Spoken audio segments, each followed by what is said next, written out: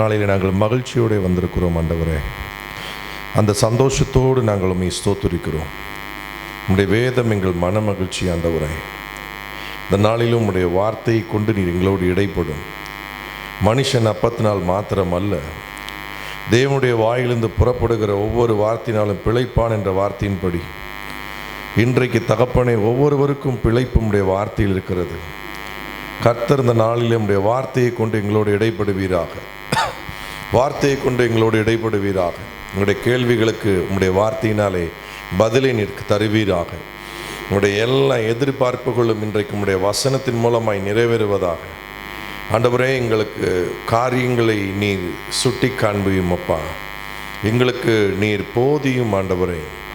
எங்களுடைய அறியாமையை நீர் நீக்கிவிடும் ஆண்டவரே. சத்தியத்தின் ஆழத்திற்குள்ளே எங்களை இழுத்து செல்லும் ஆண்டவரே. உங்களுடைய எல்லா விதமான தகப்பனை சந்தேகங்களுக்கு இன்றைக்கு உம்முடைய வசனம் விடை தருவதாக. இப்பொழுதும் ஒரு விஷயம் உம்முடைய பிள்ளைகள் மேலே ஆண்டவரே, உம்முடைய உற்சாகமுள்ள ஆவி இறங்கும்படி நான் ஜெபிக்கிறேன். எல்லா சோர்வுகள், தூக்க மயக்கங்கள், அசதிகள், கண் ஆண்டவரே மயக்கம் அத்தனையும் இயேசுவின் நாமத்தில் சபைக்கு தூரமாகட்டும் ஆண்டவரே. ஆமென். இப்பொழுதே உம்முடைய அபிஷேகத்தை உம்முடைய பிள்ளைகள் மேல் நான் கட்டவிழ்க்கிறேன் ஆண்டவரே. ஹல்லேலூயா. உலர்ந்த எலும்புகளை உயிரடைய செய்த பரிசுத்த ஆவியின் வல்லமை இப்பொழுது உலர்ந்து போய் இருக்கிற உம்முடைய பிள்ளைகளை இப்பொழுது கர்த்தர் நீர் உயிர்ப்பிக்கும்படியாய் ஆண்டவரே கட்டவிழ்க்கிற உம்முடைய அபிஷேகத்தை நான் ரிலீஸ் பண்ணுகிறேன். உம்முடைய அபிஷேகத்தை ரிலீஸ் பண்ணுகிறேன். எல்லாருடைய ஆவியும் ஆத்துமாவும் சரீரமும் இப்பொழுது உம்முடைய வார்த்தைக்கு நேராய் திரும்பட்டும் ஆண்டவரே.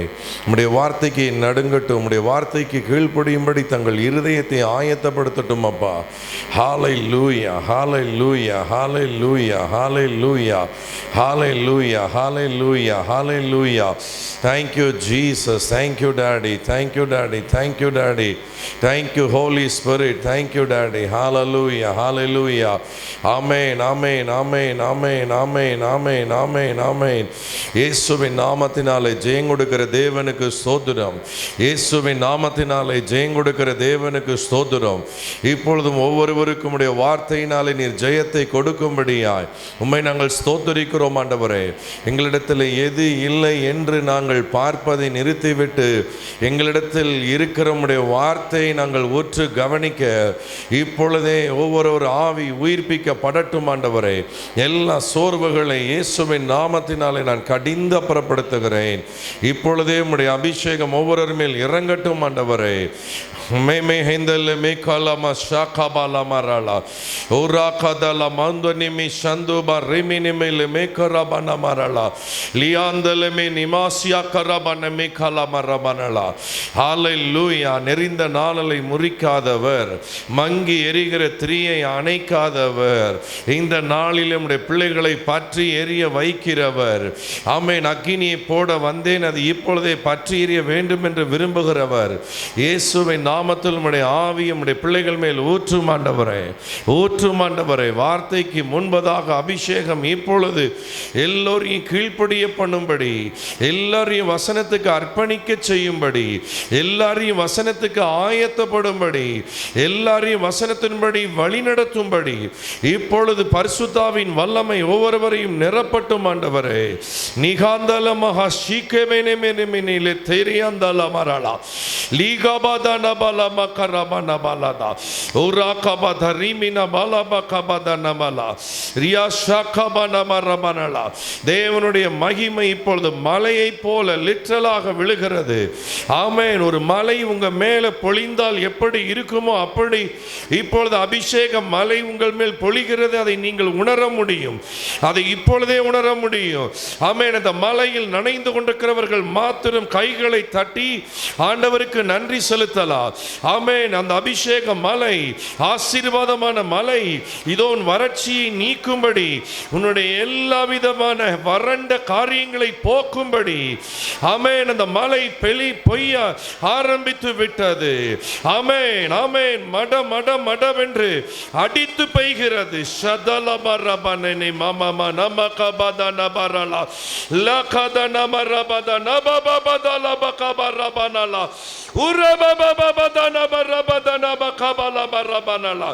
எஸ், உன் வறட்சி நிலை மாறும்படி இந்த நாளிலே காய்ந்து போய் வந்திருக்கிற உண்மையிலே இப்பொழுது கர்த்தருடைய அபிஷேக மழை பெய்ய தொடங்கிவிட்டது. ஆமென். ஒரு இடி முழக்கத்தின் பெரும் சத்தத்தை நான் கேட்கிறேன். ஒரு பெருமலையின் இரைச்சல் இப்பொழுது தோன்றுகிறது. ஆமென். உரிய மரியாதை கொடுக்கிறவர்கள் கைகளை தட்டி ஆண்டவருக்கு நன்றி செலுத்தலாம். கைகளை தட்டி ஆண்டவருக்கு நன்றி செலுத்தி அவருக்கு மரியாதை கொடுக்கலாம். ஆமென். இந்த நாளோடு உன்னுடைய வனாந்தரம் முடிவுக்கு வருகிறது. உன்னுடைய எல்லா சாபங்கள் முடிவுக்கு வருகிறது. உன்னுடைய எல்லா குறைச்சல்கள் முடிவுக்கு வருகிறது. உன்னுடைய எல்லாவித அவமானங்கள் முடிவுக்கு வருகிறது. உன்னை விரட்டி கொண்டிருக்கிற எல்லா காரியங்கள் இப்பொழுது முடிவுக்கு வருகிறது. இந்த நாளில் உன் குழப்பங்கள் முடிவுக்கு வருகிறது. உன் கேள்விகள் முடிவுக்கு வருகிறது. இப்பொழுது இந்த அபிஷேகம் உன்னை நிரப்புகிறது. சகோதரி, சகோதரா, பெற்றுக்கொள் இயேசுவின் நாமத்தினாலே. நிறுத்த முடியாத ஒரு மகிமை, ஒரே ஒரு விசை உன்னை நிரப்பும்படி விட்டுவிடு, விட்டுக்கொடு.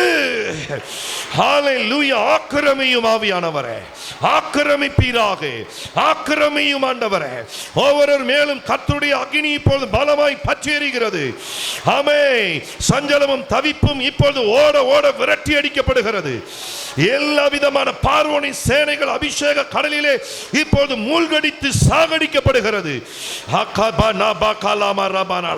ஒரு வைராக்கியம் இதோ உன்னை பிடிக்கிறது. இப்பொழுது நீ ஜெபிக்கவில்லை, பரிசுத்த ஆவி உன்னை ஜெபிக்க தூண்டுகிறது. அந்த ஆவி உன்னை இழுக்கிறது. விட்டுவிடு.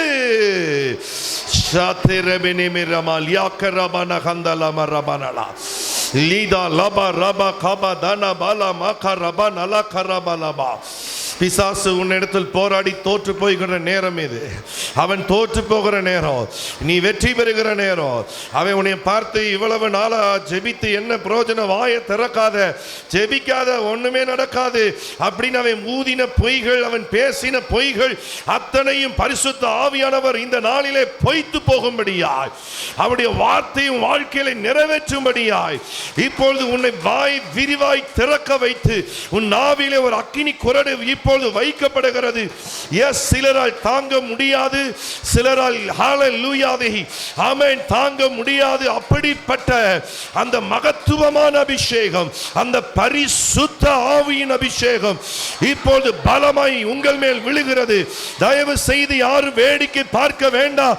உன்னை எல்லாரும் வேடிக்கை பார்த்தது போதும், உன்னை எல்லாரும் பரிகசித்தது போதும், உன்னை எல்லாரும் கிண்டல் கேலி பண்ணது போதும். இப்பொழுது எஸ்தரை போல செத்தாலும் சாகிறேன், ராஜ சமூகத்துக்குள் நான் பிரவேசிக்கிறேன் என்று சொல்லி சாத்ராக், மேஷாக், ஆபேத்நேகோவை போல 7 மடங்கு அக்கினிக்கு பயப்படாமல் தேவனை ஆராதிக்க நான் ஆலயத்துக்கு வந்திருக்கிறேன். ஆகவே பின்னானதை மறந்து முன்னானதை நாடி தேவன் அழைத்த பரம அழைப்பின் பந்தய பொருளுக்காக நான் ஓடுகிறேன், ஓடுகிறேன், ஓடுகிறேன், ஓடுகிறேன் என்று சொல்லி இப்பொழுது உன் தூசியை உதறிவிட்டு இதோ உன்னுடைய அலங்கார வஸ்திரத்தை உடுத்திக் கொண்டு இப்பொழுது அபிஷேக சால்வை நீ பெற்றுக்கொண்டு எலிசாவை போல அந்த ரெட்டிப்பான வரத்துக்கு சொந்தக்காரியாய், அந்த ரெட்டிப்பான வல்லமைக்கு சொந்தக்காரனாய் இப்பொழுது ஒரு விஷயம் இந்த பலமான அபிஷேகத்தை இதோ மட்பாண்டத்தில் நீ பெற்றுக்கொண்டபடியினாலே உன் கைகளை தட்டி இப்பொழுது முழு பலத்தோடு, முழு சிந்தையோடு, முழு இருதயத்தோடு, முழு மனதோடு, முழு ஆத்துமாவோடு உன் தேவனாகிய கர்த்தரிடத்திலே நீ அன்பு கூறும் விதமாக இப்பொழுது அந்நிய பாஷையிலே கர்த்தருடைய மகத்துவத்தை வாயார மனதார இப்பொழுது நீ பேசுவாயாக, நீ பேசுவாயாக. நீ பேச வேண்டிய நேரம் வந்துவிட்டது. உன் மௌனத்தை ஆவியானவர் கலைத்து விட்டார். இதோ இப்பொழுது நீ உருவின பட்டயத்தை, ஆவியின பட்டயத்தை, பரிசுத்தாவின் வசனமாகிய பட்டயத்தை இப்போது கைகளில் எடுத்துக்கொண்டு நிமிர்ந்து நில்.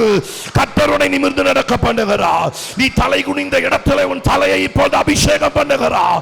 உன் பாத்திரத்தை நிரம்பி வெளியே பண்ணுகிறார். எழுந்து ஆர்ப்பரி.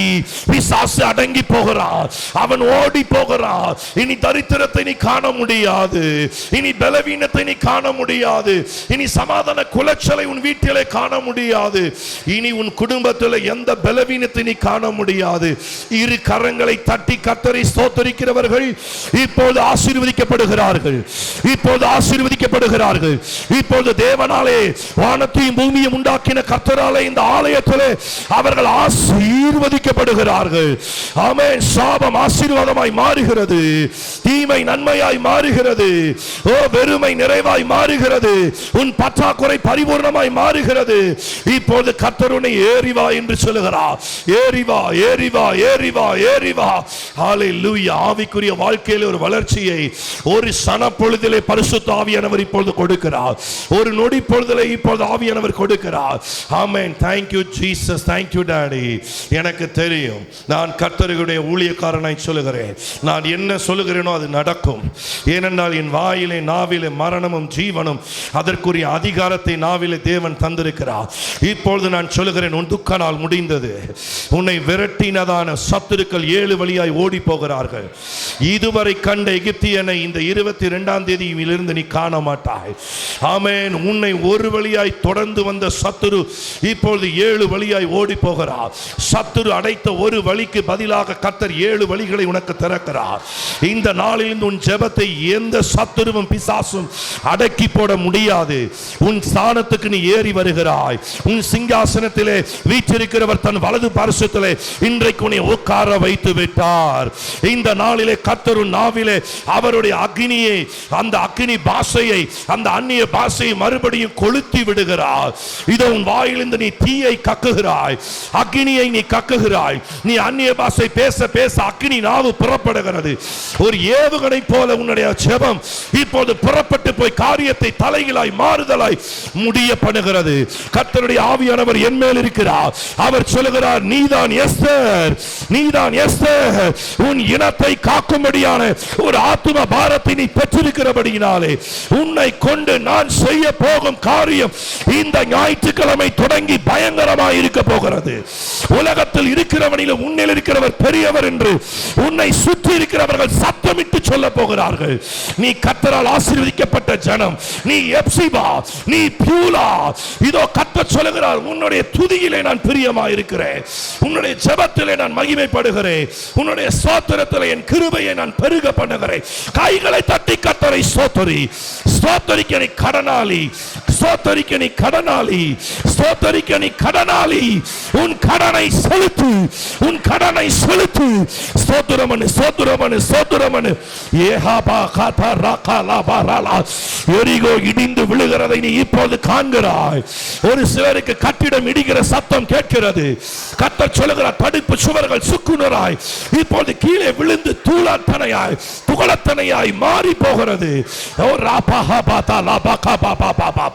ஒரு கண்மலையின் அபிஷேகம், உன்னை அசைக்க முடியாத ஒரு அபிஷேகம், உன்னை ஹல்லேலூயா நிற்க பண்ணுகிற ஒரு அபிஷேகம். விழுந்த உன்னை கர்த்தர் சொல்லுகிறார், உன்னை நிற்க பண்ணும் ஒரு அபிஷேகத்தை இப்போது நீ பெற்றுக்கொண்டாய், பெற்றுக்கொண்டாய், பெற்றுக்கொண்டாய். கைகளை தட்டி ஆண்டவரை ஸ்தோத்திரிப்போம். Thank you Holy Spirit of God. இயேசுவின் நாமத்தில் ஜெபிக்கிறோம் பிதாவே, ஆமென். 1 பேதுருவின் புஸ்தகம் 4ஆம் அதிகாரம் 7ஆம் வசனம். நம்மில் ஒருவர் வாசிக்க நாம் அனைவரும் கவனமாய் கேட்கலாம். 1 பேதுரு 4:7. எல்லாவற்றுக்கும் முடிவு சமீபமாயிற்று, ஆகையால் தெளிந்த புத்தி உள்ளவர்களாயிருந்து ஜெபம் பண்ணுவதற்கு ஜாக்கிரதை உள்ளவர்களாய் இருங்கள். ஒரு ஹல்லேலூயா சொல்லுவோமா? ஹல்லேலூயா. கரண்ட் வந்துருச்சு, நீங்க ஜன்னலெல்லாம் க்ளோஸ் பண்ணிடலாம். எல்லாவற்றுக்கும் முடிவு சமீபமாயிற்று. எல்லாவற்றுக்கும் முடிவு அப்படின்னா உடனே இந்த வசனத்தை பார்க்கும்போது நம்ம என்ன நினைப்போம்னா, இந்த உலகத்தில் நடக்கிற காரியம், இந்த உலகத்தில் நடக்கிற காரியம் எல்லாம் முடிவுக்காக, கர்த்தருடைய வருகைக்காக எல்லாம் சமீபமாக நடந்துக்கிட்டு இருக்கு. ஸோ முடிவு வந்துருச்சு அப்படின்னு நம்ம வெளியே நடக்கிற காரியங்களை நம்ம கவனிப்போம். ஆனால் இன்றைக்கு இந்த சபைக்கு கர்த்தர் சொல்லுகிறத நான் ரொம்ப ஜாக்கிரதையாக நான் பேசுகிறேன். உங்கள் வாழ்க்கையில் எல்லாவற்றுக்கும் முடிவு சமீபமாயிற்று. உங்கள் கடனுக்கு முடிவு சமீபமாயிற்று. ஆமைன்னு சொல்கிறவங்களுக்கு மட்டும்தான் நடக்கும். மற்றவங்க நீங்கள் ஏமாந்து போவீங்க, அதுக்கு நான் பொறுப்பு இல்லை. ஸோ உங்கள் கடன் முடிவுக்கு வருகிறது, உங்கள் பலவீனம் முடிவுக்கு வருகிறது, உங்களுடைய குறைவுகள், அதாவது பற்றாக்குறைகள் முடிவுக்கு வருகிறது. உங்க வாழ்க்கையில எல்லா தீமைகள் முடிவுக்கு வருகிறது. எல்லா விதமான போராட்டம் முடிவுக்கு வருகிறது. உபத்திரவங்கள் முடிவுக்கு வருகிறது. வசனம் சொல்லுது, உங்க வாழ்க்கையில எல்லாவற்றுக்கும் முடிவு சமீபமாயிற்று. அப்ப நீங்க என்ன செய்யணும்? ஒன்றே ஒன்றுதான் அந்த வசனம் சொல்லுது, தெளிந்த புத்தியோட ஜெபம் பண்ண ஜாக்கிரதையா இருக்கணும். ஒரு வீட்டில் கேட்ல நாய்கள் ஜாக்கிரதைன்னு போட்டிருக்குன்னா நீங்கள் வாட்டு உள்ளே போக முடியாது. அந்த இடத்துல நீங்கள் கொஞ்சம் ஜாக்கிரதையாக இருக்கணும். கேட்டு பூட்டியிருக்கா, நாய் வந்துடுமா, கடிச்சிடக்கூடாது. இது மாதிரி தான் தினம் காலையில் எந்திக்கும் போது தூங்கிடக்கூடாது, வேறு வேலையில் நம்ம ஆரம்பிச்சிடக்கூடாது. எந்திரிச்ச உடனே ஜெபம் பண்ண ஜாக்கிரதை. ஒரு இடத்துக்கு புறப்பட்டு போகிறீங்களா, ஜெபம் பண்ணிட்டு தான் போகணும். ஜெபம் பண்ண ஜாக்கிரதை. வீட்டுக்குள்ளே வந்துட்டீங்களா, வந்த உடனே ஆண்டவர்கிட்ட தான் முழங்கால் போட்டு பேசணும். ஜெபம் பண்ண ஜாக்கிரதை. தூங்க போகிறீங்களா, ஜெபம் பண்ணிட்டு தான் நீங்கள் தூங்க போகணும். ஜெபம் பண்ண ஜாக்கிரதை. ஆஸ்பத்திரிக்கு போகிறீங்களா, டாக்டரை பார்க்கறதுக்கு முன்னாடி ஆண்டவரை உங்கள் வீட்டில் பார்க்கணும். ஜெபம் பண்ணுங்கிறதுக்கு ஜாக்கிரதை. இப்படி நீங்கள் ஜெபம் பண்ண ஜாக்கிரதையாக இருந்தீங்கன்னா உங்களுக்கு என்ன கிடைக்கும்னா, ஃபஸ்ட்டு தெளிந்த புத்தி. தெளிந்த புத்தி. ஜெபம் பண்ணுறது ஒரு சடங்கு கிடையாது. ஜெபம் பண்ணுறது ஒரு பக்திக்கான சடங்காச்சாரம் கிடையாது. ஜெபம் பண்ணுறது எதுக்கு அப்படின்னா, எல்லாவற்றுக்கும் முடிவு வருவதற்காக. இன்னைக்கு இந்த கூட்டத்தில் ஆராதனையில் நிறைய பேர் என்ன கேள்வியோடு இருக்கிறீங்கன்னா, என் பிரச்சனை ஒரு முடிவுக்கு வராதா, என் போராட்டம் முடிவுக்கு வராதா, என் குறைச்சல்கள் முடிவுக்கு வராதா, என் அழுகை முடிவுக்கு வராதா? நல்லா கவனிங்க. இயேசு இந்த பூமிக்கு எதுக்கு வந்தார்னா, முடிவு கட்டுறதுக்காக வந்தார். ஆமென். சாத்தானுடைய கிரியைகளுக்கு முடிவு கட்ட வந்தார். வியாதிக்கு முடிவு கட்ட வந்தார். எதுக்கெல்லாம் முடிவு கட்ட வந்தாருன்னு நம்ம பார்க்கலாமா? ஏசாயாவின் புஸ்தகம் 53ஆம் அதிகாரம். ஏசாயாவின் புஸ்தகம் 53ஆம் அதிகாரம். அதில் வாசிக்கலாம் 4ஆம் வசனம். அது 3லிருந்து வாசிக்கலாம். 3ஆம் வசனம். ஏசாயா 53:3.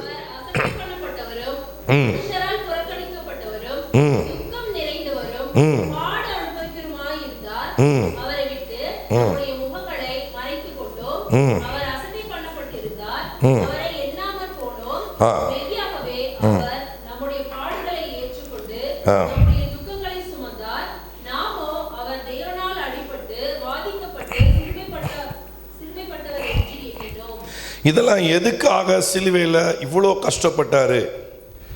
1 கொரிந்தியர் 1:18 சொல்லுகிறது, சிலுவையை பற்றின உபதேசம் கெட்டு போகிறவர்களுக்கு பைத்தியமாயும் ரட்சிக்கப்படுகிற நமக்கு அது பலன்னு போடல, தேவ பலனாக இருக்கிற. தேவ பலன்னா தேவன் அனுபவிக்கிற பலன். தேவனுக்கு ஒரு பலன் இருக்கு, பயங்கரமான பலனுடையவர் நம்ம ஆண்டவர். அந்த பலனை அப்படியே நமக்கு கொடுக்கிறாரு சிலுவையை பற்றின உபதேசத்தில்.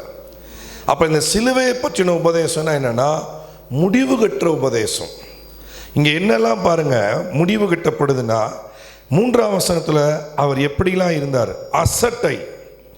உங்கள் வாழ்க்கையில் உங்களை யாரெல்லாம் அசட்டை பண்ணுறாங்களோ அதுக்கு இன்றைக்கு ஆண்டவர் முடிவு கட்டுகிறார். இனி உங்களை யாருமே அசட்டை பண்ண முடியாது. ஏனென்றால் அவர் அசட்டை பண்ணப்பட்டார் நமக்காக, உங்களுக்காக. ஒத்துக்கிறவங்க யாரு? அவங்க தான் சிலுவை பற்றின உபதேசத்தை விசுவாசிக்கிறோம். நான் கள்ள உபதேசம் நிறையா இருக்குது. நல்ல உபதேசம் ஒன்று தான். அது என்னென்னா சிலுவை பற்றின உபதேசம். ஏன்னா அது மட்டும்தான் தேவ பலனை தரும், மற்ற எல்லாமே பலவீனத்தை தான் தரும். அப்போ கவனிங்க, அசட்டை. 2வது புறக்கணிக்கப்பட்டார். புறக்கணிக்கப்படுதல், அதில் ஒரு முடிவை கர்த்தர் கொடுக்கிறார். உங்களை யாரெல்லாம் புறக்கணிச்சாங்களோ இனி நீங்கள் தவிர்க்கப்பட முடியாத நபராயிருவீங்க. உங்களை கேட்காம எதுவும் செய்ய மாட்டாங்க. உங்களை முன்னிலைப்படுத்தி தான் எல்லா காரியங்களும் நடக்க போகுது. ஆமேன்னு சொல்கிறீங்களா? முடிவு சமீபமாகிறது. இன்னும் பாருங்க வரிசையா, துக்கம் நிறைந்தவர். துக்கத்துக்கு ஒரு முடிவு. இன்னும் அந்த துக்கத்தை குறித்து நீங்கள் பார்த்தீங்கன்னா 4ஆம் வசனம், அவர் நம்முடைய துக்கங்களை சுமந்தார்னு போட்டிருக்கு. ஸோ துக்கத்திற்கு ஒரு முடிவு. பக்கத்தில் இருக்கிறவங்கள கடைசியாக ஒரு வாட்டி பார்த்துக்கோங்க. சில பேர் துக்கமாக வந்திருக்கிறீங்க, அவங்கள பார்த்து சொல்லுங்கள், உங்கள் துக்கத்துக்கு இன்னையோட முடிவு. இனி இந்த மூஞ்சி இருக்காது, நல்ல முகம் இருக்கும். இந்த துக்கம் இந்த நாளோட முடியுது. வசனம் சொல்லுது, உன் துக்க நாட்கள் முடிந்து போகும். ஸோ துக்கத்துக்கு முடிவு சமீபமாகிறது. இன்னும் பாருங்கள், அடுத்து இங்கே என்ன போட்டிருக்கு பாருங்கள், பாடு அனுபவித்தவருமாய் இருந்தார். எத்தனை பேருக்கு பாடு விருப்பமோ நீங்கள் அப்படியே பாட வச்சுக்கோங்க. பத்திரமா பாடுகள் வழியாக பரலோகத்துக்கு ட்ரை பண்ணுங்க. முடியவே முடியாது. இயேசு வழியாக தான் பரலோகம் போக முடியும். பாடுபட்டவர் மூலமாக தான் பரலோகம். பாடுகள் வழியாலாம் பரலோகம் கிடையாது. அப்படி ஒரு ரூட் எங்கேயுமே கிடையாது. அப்போ ஆண்டவர் ஏன் பாடு அனுபவித்தார்னா, நமக்கு பாடுகளுக்கு ஒரு முடிவு. நிறைய சகோதரிகள் இங்கே இருக்கிறீங்க, எவ்வளோ நாளாக நான் பாடு அனுபவிச்சுட்ருக்கிறேன். சகோதரர்கள் இருக்கிறீங்க, என் பாடுகளுக்கு ஒரு முடிவு இல்லையா? இந்த கர்த்தர் உங்களுக்கு முடிவை தருகிறார். தெளிந்த புத்தி உள்ளவர்களாய் ஜெபம் பண்ண ஜாக்கிரதையாக இருங்கள். ஜெபம் பண்ணால் தான் பாடு மாறும். பாடு மாறட்டும், அப்புறம் நான் ஜெபிக்கிறேன்னா ஒரு நாள் நடக்காது. சங்கீதம் 50:15 சொல்லுகிறது, ஆபத்து காலத்தில் நீ என்னை நோக்கி ஜெபி. என்னை நோக்கி கூப்பிடுனா என்னை நோக்கி ஜெபி. நீ என்னை மகிமைப்படுத்துவாய், நான் உன்னை விடுவிப்பேன்னு சொல்கிறார். அப்போ என்ன அர்த்தம்? ஆபத்து காலத்தை ஜெபிக்கிற காலமாய் மாற்றி விடணும். ஆமைன்னு சொல்லுங்கள். நெருக்கம் இருக்குது, கஷ்டம் இருக்குன்னா செம்ம சரியான நேரம். என்ன நேரம்? ஜெபிக்கிற நேரம். நீங்கள் ஜெபிச்சிங்க அப்படின்னா அப்போ ஒரு பெரிய மிராக்கள் உங்களுக்கு நடக்கும் பாருங்கள். நீங்கள் ஒரு பெரிய சாட்சி. ஹல்லேலூயா. அடுத்து என்ன போட்டிருக்கு பாருங்கள், 4ஆம் வசனம், மெய்யாகவே அவர் நம்முடைய பாடுகளை ஏற்றுக்கொண்டு. ஏன் மெய்யாகவே? நீங்கள் எதெல்லாம் நம்ப மாட்டீங்களோ அதை அவர் நம்ப வைக்கிறதுக்காக தான் இந்த வார்த்தையை பயன்படுத்துகிறார். உண்மையாவா, நிஜமாவா அப்படின்னு கேள்வி கேட்கக்கூடாது. அதுக்காக தான் அவரே சொல்கிறாரு, மெய்யாகவே உன்னுடைய பாடுகளை நான் ஏற்றுக்கொண்டேன். ஹல்லேலூயா. ஏன் நீங்கள் எல்லாருமே வேலை பார்க்குறீங்க? ஏன் கஷ்டப்பட்டு வேலை பார்க்குறீங்க? உங்கள் பிள்ளைங்க கஷ்டப்படவே கூடாதுங்கிறதுக்காக. நீங்கள் இவ்வளோ நல்லவங்களாக இருக்கும்போது கர்த்தர் மாத்திரம் இப்படி கெட்டவராக இருப்பார். என்னை அவர் சோதிக்கிறாரு, என்னையை மட்டும் பாடாப்படுத்துகிறாரு. உங்கள் கடவுள் எப்படிப்பட்டவர்னா, உங்களை பாடாப்படுத்துகிறவர் இல்லை, உங்கள் பாடுகளெல்லாம் ஏற்றுக்கொண்டவர். ஒரு அழிலியா சொல்லுங்கள். உங்கள் உபத்திரவங்களெல்லாம் அவர் சுமந்தார். ஸோ உங்களுடைய பாடுகளுக்கு இன்றைக்கு முடிவு. நீங்கள் சும்மானாலும் சொல்லுங்கள், நிச்சயமாக உங்களுக்கு நடக்கும். ஆமைன்னு சொல்லுங்கள். உங்கள் பாடுகளுக்கு ஒரு முடிவு. கடங்காரன் முன்னாடி எவ்வளோ அவமானப்பட்டீங்க. உங்கள் பிள்ளைகளுக்கு கேட்டதை வாங்கி கொடுக்க முடியாமல் எவ்வளோ மனசில் கஷ்டப்பட்டீங்க. உங்களுடைய வயது பிறந்தநாள் அன்றைக்கெல்லாம் எவ்வளோ துக்கப்பட்டீங்க. எங்கள் அப்பா அந்த வயதில் எவ்வளோ சாதித்தார், நான் இன்னும் சாதிக்கலையே. என் கூட பிறந்தவங்க எவ்வளோ நல்ல நிலை இருக்கிறாங்க, நான் இவ்வளோ கஷ்டப்படுறேனே. இந்த கஷ்டத்தெல்லாம் இயேசு சிலுவையில் சுமந்தார். இன்றைக்கு அவர் சொல்லுகிறார், பாடுகளுக்கு முடிவு சமீபம். ஹல்லேலூயா. ஸோ இதை வீட்டில் நீங்கள் படித்து பாருங்கள். வரிசையாக அவர் அடிக்கப்பட்டு, வாதிக்கப்பட்டு, சிறுமைப்பட்டு, இன்னும் பார்த்தீங்கன்னா சமாதானத்தை உண்டு பண்ணும் தண்டனை அவர் ஏற்றுக்கொண்டார். ஸோ இதெல்லாம் வீட்டில் படிக்கும்போது 11ஆம் வசனத்தை பார்த்தீங்கன்னா கண்ணீர் வரும். 11ஆம் வசனம், இயேசு தமது ஆத்தும வருத்தத்தின் பலனை கண்டு திருப்தியாவார். என் தாசனாகிய நீதிபரர், அதாவது இயேசுவானவர், தம்மை பற்றும் அறிவினால் அநேகரை நீதிமான்களாக்குவார். அவருடைய அக்கிரமங்களை தாமே சுமந்து கொள்வார். ஒரு இல்லையா சொல்லுங்க. எத்தனை பேருக்கு லோன் இருக்குது, நீங்கள் யாரும் கை தூக்க வேணாம். ஆனால் இன்றைக்கி இங்கே ஒருத்தர் திடீர்னு வந்து உங்கள் லோன் எவ்வளவு, உங்கள் பேங்க்கு, உங்கள் அக்கௌண்ட்டு பேர் எல்லாம் எழுதி கொடுங்க, இன்றைக்கி இந்த சண்டே உங்கள் லோனெல்லாம் நான் அடைச்சிட்றேன்னு ஒருத்தர் சொன்னால் உங்களுக்கு எப்படி இருக்கும்? நீங்கள் பார்க்கும்போது கற்பனைக்கு கூட விசுவாசம் வர மாட்டீங்க. ஒருத்தர் வரார், இப்போ உங்கள் லோன் அமௌண்ட்டு, உங்கள் பேர், பேங்க் எல்லாம் எழுதி கொடுங்க, உங்கள் லோனெல்லாம் இன்றைக்கி நான் நாளைக்கு மண்டே நான் கட்டிடுறேன் அப்படின்னு சொன்னால் உங்களுக்கு எப்படி இருக்கும்? ஆனால் சும்மா ஒரு சந்தோஷமாக ஒரு அலையிலையா சொல்லுங்கள். ஏன்னா ஆண்டவர் ரொம்ப பரிதாபமாக பார்க்குறாரு. என்னடா இது, ஒரு லோனை அடைச்சாலும் இப்படி தான் இருப்பாளா? லோன் இருந்தாலும் இப்படித்தானா, என்னதான் வாழ்க்கையில் சந்தோஷமோ கிடைக்கலையே, என்னதான் அப்படின்னு பார்க்குறாரு. அப்போ நமக்கு எப்படி இருக்கும் யோசிச்சு பாருங்கள். நான் கார் வந்தேன், இந்த கார் நிற்கிது. வாங்கினப்போ இந்த கார் வாங்கி ஒரு வாரத்தில் சுசுக்கி கம்பெனிலேருந்து ஒரு ஃபோன், என்னென்னா நாளைக்கு சுசுக்கி திருவிழா வச்சுருக்குறோம், குடும்பமாக வாங்க, எத்தனை பேர்னாலும் வாங்க, உங்களுக்கு காலையில் மதியானம் சாப்பாடு போடுறோம், பிள்ளைகளுக்கு விளையாட்டு போட்டி வைக்கிறோம், ஒரு சின்ன போட்டி நடத்துகிறோம், உங்கள் காரை வச்சு ஒரு போட்டி. என்னென்னா நீங்கள் 1 லிட்டர் பெட்ரோலோட கூட வாங்க, கார் டேங்கை நாங்களே ஃப்ரீயாக நிரப்பிடுறோம், எல்லாரும் இப்போ எத்தனை கார் வருதோ அத்தனை காரும் நிரம்பின பெட்ரோலோட மதுரை நாங்கள் சொல்கிற ஏரியாவுக்கு நீங்கள் வந்துக்கிட்டே இருக்கணும்.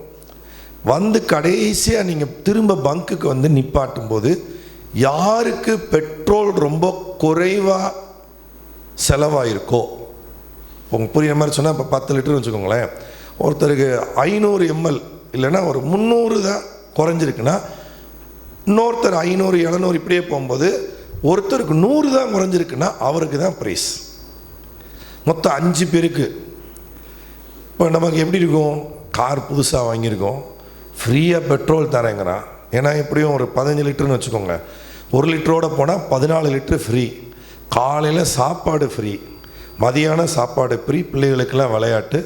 ஃபஸ்ட்டு 5 பேருக்கு ப்ரைஸு. என்னென்ன ப்ரைஸ்னால், ஃபஸ்ட்டு LED டிவி, அடுத்து ஒரு மிக்சி, அப்புறம் ஒரு டேபு, அப்புறம் கடைசியாக 2 பேருக்கு மொபைல் ஃபோனு. இப்போ நாங்கள் எல்லாருமே சந்தோஷமாக போயிட்டோம். போனோடனே என் கூட ஒரு ஊழியக்காரர், அவர் ஃபேமிலியும் வந்துட்டார். ஏன்னா 2 வேலை என்ன கிடைக்கிது புரியலையோ, அடுப்பே எரிக்க வேணாம், அதான் அர்த்தம், கேஸ் விற்கிற விலைக்கு. அப்போது இந்த மாதிரி போயிட்டோம், அட்டன் பண்ணோம், 5 பேர் செலக்ட் ஆனாங்க. நான் கிடைக்கல. ஏன்னா அவங்கெல்லாம் இதுக்கு ஆயத்தமாக வந்தாங்க. கொஞ்சம் பேர் ஏசியை ஆஃப் பண்ணாங்க, கொஞ்சம் பேர் கொஞ்சோண்டு ஜன்னலை கொஞ்சம் இறக்கிக்கிட்டாங்க. ஸோ கியரை கரெக்டாக சேஞ்ச் பண்ணி ஓட்டி 5 பேர் ப்ரைஸ் வாங்கினாங்க. ஆனால் எல்லாருமே சந்தோஷமாக வந்தோம். ஏன்னா பெட்ரோல் என்ன செஞ்சிச்சு, ஃப்ரீயாக கிடச்சி. இது கேட்குறவங்களுக்கு எவ்வளோ பாருங்கள். சில பேர்லாம் கோல்கேட், சிபாக்கா, க்ளோஸ்அப், பெப்சோடன்ட்லாம் காட்டுறீங்க. ஆனால் உங்கள் லோனை ஒருத்தர் அடைக்கிறாரு அப்படின்னு சொல்லும்போது என்னமோ லோனே இது வரைக்கும் வாங்காத மாதிரியும் கடனே இல்லாத மாதிரி. இப்போ நான் இது எதுக்கு சொல்கிறேன்னா, உங்களுடைய எல்லா கடனையும் மெய்யாகவே சிலுவையிலே இயேசு அடைத்து தீர்த்து விட்டார். நீங்கள் நம்பலைனாலும் இதான் சத்தியம், நீங்கள் விசுவாசிக்கலைனாலும் இதுதான் சத்தியம். உலகம் பூரா இருக்கிற கிறிஸ்தவர்கள் ரட்சிக்கப்பட்டவங்க இந்த சத்தியத்தில் சந்தோஷமாக வளர்ந்து பெருகி போய்கொண்டே இருக்கிறார்கள். நீங்களும் அதே மாதிரி வரப்போகிறீங்க. ஸோ மெய்யாகவே மெய்யாகவே எல்லாரும் சொல்லுங்கள், மெய்யாகவே இயேசு என் பாடுகளை ஏற்றுக்கொண்டார், என் துக்கங்களை சுமந்தார், என் வியாதிகளை ஏற்றுக்கொண்டார், என் சமாதானத்தை எனக்கு கொடுக்கும்படி ஆக்கினியை அடைந்து தீர்த்து விட்டார். அப்போ வசனம் சொல்லுதுன்னா, அவர் தம்மை பற்றும் அறிவினால் அநேகரை நீதிமானாக்குகிறார், அவருடைய அக்கிரமங்களை அவரே சுமந்து கொண்டார். ஒரு அல்லேலூயா சொல்லுங்க. இது தயவுசெய்து அல்லேலூயா பார்சல் பண்ணி நீங்களே வச்சுக்கோங்க. கர்த்தருக்கு ஒரு நல்ல அல்லேலூயா சொல்லுங்க. தம்முடைய அக்கிரமங்களை அவரே சுமந்து கொண்டார். பக்கத்தில் பார்த்து சொல்லுங்க, உங்கள் மேலே எந்த பாவமும் இல்லை, எந்த பழியும் இல்லை, எந்த சாபமும் இல்லை, எல்லாத்தையும் இயேசு சுமந்து கொண்டார். மெய்யாகவே. ஏன்னா அப்படி பார்ப்பாங்க, அது எப்படி மெய்யாகவே, நம்ப மாட்டேன்பாங்க. மெய்யாகவே மெய்யாகவே. அப்போ முடிவு சமீபம். ஹல்லேலூயா சொல்லுங்க. அடுத்து 12ஆம் வசனத்தில் பாருங்க, அவர் தம்முடைய ஆத்துமாவை மரணத்தில் ஊற்றி அக்கிரமக்காரில் ஒருவராக எண்ணப்பட்டு அநேகருடைய பாவத்தை தாமே சுமந்து அக்கிரமக்காரருக்காக வேண்டிக் கொண்டது நிமித்தம் அநேகரை அவருக்கு பங்காக கொடுப்பேன், பலவான்களை அவர் தமது கொள்ளையாக பங்கிட்டுக் கொள்வார். ஒரு அல்லேலூயா சொல்லுங்க. இதில் எனக்கு ரொம்ப பிடித்தமான வார்த்தை என்னன்னா, பாவத்தை, அநேகருடைய பாவத்தை அவர் சுமந்து தீர்த்து விட்டார். அதனால யாருமே கஷ்டப்படுறீங்கன்னா, நான் என்ன பாவம் பண்ணேன், நான் என்ன பாவம் பண்ணேன் அப்படின்னு உங்களை பார்க்காதீங்க. என் பாவத்தை சுமந்த இயேசுவை நான் பார்க்க போகிறேன். என் கஷ்டத்துக்கு காரணம் எதுவாக இருந்தாலும் அந்த காரணங்களை அவர் சிலுவையிலே ஏற்றுக்கொண்டு விட்டார். என் துக்கத்தை அவர் சுமந்து தீர்த்து விட்டார். என் பாவத்தை அவர் சுமந்து தீர்த்து விட்டார்.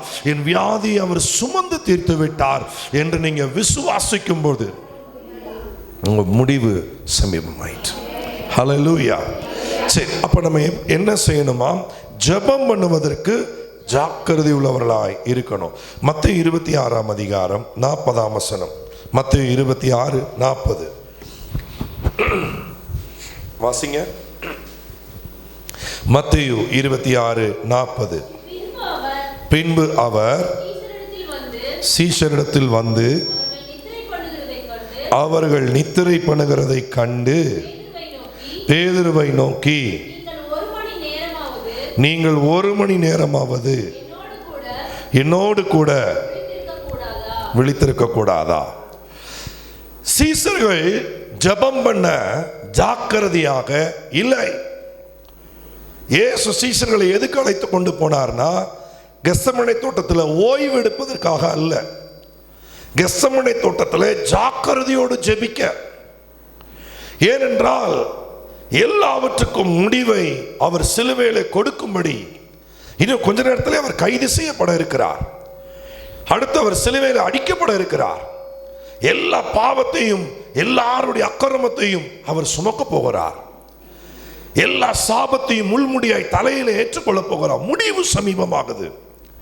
அப்ப சீஷர்களை அவர் எதற்காக அழைத்து கொண்டு போகிறார்? விழித்திருந்து ஜெபிக்க. ஆனா சீஷர்களோ என்ன செய்கிறார்கள்? நல்லா தூங்குறாங்க. இன்றைக்கு கூட உங்களை பார்த்து ஆண்டவர் பேசுகிற ஒரு காரியம், உன் வாழ்க்கையில இன்றைக்கு நீ விரும்பாத காரியங்கள் எல்லாம் முடிவுக்கு வர சமீபமாகி விட்டது. சோ நீ என்ன செய்யணும்னா, தூங்குகிற நீ மரித்தோரை விட்டு எழுந்துரு. உன் தூக்கத்தை விட்டு நீ எழுந்துரு. ஏன்னா தூக்கம் என்ன செய்யணும்? கந்தையை உடுத்துவிக்கும். நீதிமொழியில போட்டிருக்கு, சோம்பல் தூங்கி விழ பண்ணும். இன்னும் கொஞ்சம் உறங்கட்டும், இன்னும் கொஞ்சம் உறங்கட்டும் என்று நீ நித்திரை செய்யும் பொழுது தரித்திரம் வழிபோக்கனை போல உன்னிடத்தில் வரும். வழிபோக்கனை தடுக்க முடியுமா? முடியாது. ஏன்னா இந்த ரோடு என்ன உனக்கா சொந்தம்? யாருனாலும் போகலாம் வரலாம். இதான் வழிபோக்கர்களின் டயலாக். அப்ப பிசாசு வழிபோக்கனை போல தரித்திரம். சில பேருக்கு பாருங்க, 1ஆம் தேதிக்கு அப்புறம் காசே கையில் இருக்காது, 2ஆம் தேதிக்கு அப்புறம் சம்பளம் கையில் இருக்காது. அந்த வீட்டில் தரித்திரம் தாண்டவம் ஆடிட்டு இருக்கும். ஒவ்வொரு காசையும் அவங்க செலவழிக்கும் போது வேதனையோடு செலவழித்துக் கொண்டிருப்பார்கள். ஏதாவது திடீர் செலவு வந்துருமோங்கிற பயத்திலும் பீதியிலும் இருப்பார்கள். பிள்ளைகள் ஃபீஸ் அந்த பில் கொண்டு வந்து கொடுக்கும்போது, இவ்வளோ ஃபீஸ் பேப்பரில் கொண்டு வந்து கொடுக்கும்போது தலை சுத்தும். ஏன்னா அந்த குடும்பத்தில் கர்த்தர் மேய்ப்பராக இல்லை, தரித்திர மேய்ப்பராக இருக்கிறது. அப்ப இந்த தரித்திரத்தை ஆண்டவர் சிலுவையிலே சுமந்தார். வேதம் சொல்லுகிறது, நாம் கிறிஸ்துவுக்குள்ளே ஐஸ்வர்யவான்களாகும்படி இயேசு நமக்காக தரித்திரரானார். அப்ப இந்த தரித்திரத்திலிருந்து நம்ம ஜெயம் எடுக்கணும்னா, the basic quality of Christian life என்னன்னா personal prayer life. எனக்கு ஒரு தம்பியை தெரியும். 2005ஆம் வருஷம் காருண்யாவிற்கு முதலாய் என்னுடைய தம்பி ஜான் அங்கே படித்தான். அப்போ நான் அங்கே போயிருந்தேன். அப்போ அங்கே அந்த தம்பியை பார்க்குறேன். அந்த தம்பி பேர் நான் சொல்ல விரும்பலை. அவர் இன்னைக்கு சென்னையில் ஏதோ ஒரு ஊழியம் செய்கிறார். பார்த்தீங்கன்னா கொஞ்சம் வயசு தான். இப்படி நின்று ஜெபிக்கிறான். வட்டமாக அந்த ஸ்டூடெண்ட்ஸ் எல்லாம் ஜெபம் பண்ண கீழே பொத்துன்னு விழுகிறாங்க. அவ்வளோ அபிஷேகம். அங்கே அந்த டவ் அப்படின்னு சொல்லி ஒரு டீம் உண்டு, ஒரு சாப்பல் இருக்கு, ப்ரேயர் சாப்பல். அங்கே மெசேஜ் கொடுக்குறான். எல்லாம் அபிஷேகத்தில் அப்படி நிரப்பப்படுறாங்க. எனக்கு ரொம்ப சந்தோஷம். தம்பியை பார்க்கும்போது ரொம்ப மகிழ்ச்சி. கொஞ்ச நாள் கழித்து விருதுநகருக்கு ஊழியத்துக்கு வந்தான். அப்போ அந்த தம்பியோடு நான் பேசிகிட்டு இருக்கும்போது அவர் வார்த்தை விட்டான். என்ன வார்த்தை? நான் கவனிங்க. அண்ணே, இப்போல்லாம் நான் ரொம்ப நேரம் ஜெபிக்கிறது இல்லை, கொஞ்ச நேரம் தான் ஜெபிக்கிறேன், சில நான் ஜெபிக்கிறதே இல்லை. ஆனாலும் மகிமையாய் ஊழியம் நடக்கிறது. அப்போ நான் கேட்டேன், அது எப்படி ஜெபிக்காமல் இருக்கிறேன்னு சொல்கிற? ஆனால் மகிமையாக ஊழியம் நடக்கிறது எப்படி? அப்போது அவன் ஒன்று சொன்னான் பாருங்க, தூக்கி வாரி போட்டது. இந்த 2026 எந்த ஒரு ஊழியத்திலும் சொல்லாத ரகசியத்தை நான் உங்களுக்கு சொல்லுகிறேன். ஒரு ஆழமான ரகசியத்தை சொல்கிறேன். அவன் சொன்னா என்ன தெரியுமா? என்னுடைய வாலிப நாட்களை ரட்சிக்கப்பட்டேன். அப்போ நான் மணிக்கணக்காக ஜெபிப்பேன், இரவெல்லாம் ஜெபிப்பேன். தூத்துக்குடி இந்த பையன் அவன் ஜெபிக்கிறான்னா அவங்க வீட்டில் அடிப்பாங்க, பிரியாணி செஞ்சு வச்சுருப்பாங்க, சாப்பாடு வேண்டான்னு போய் ஜோம் பண்ணுவேன், வீட்டில் அடிப்பாங்க.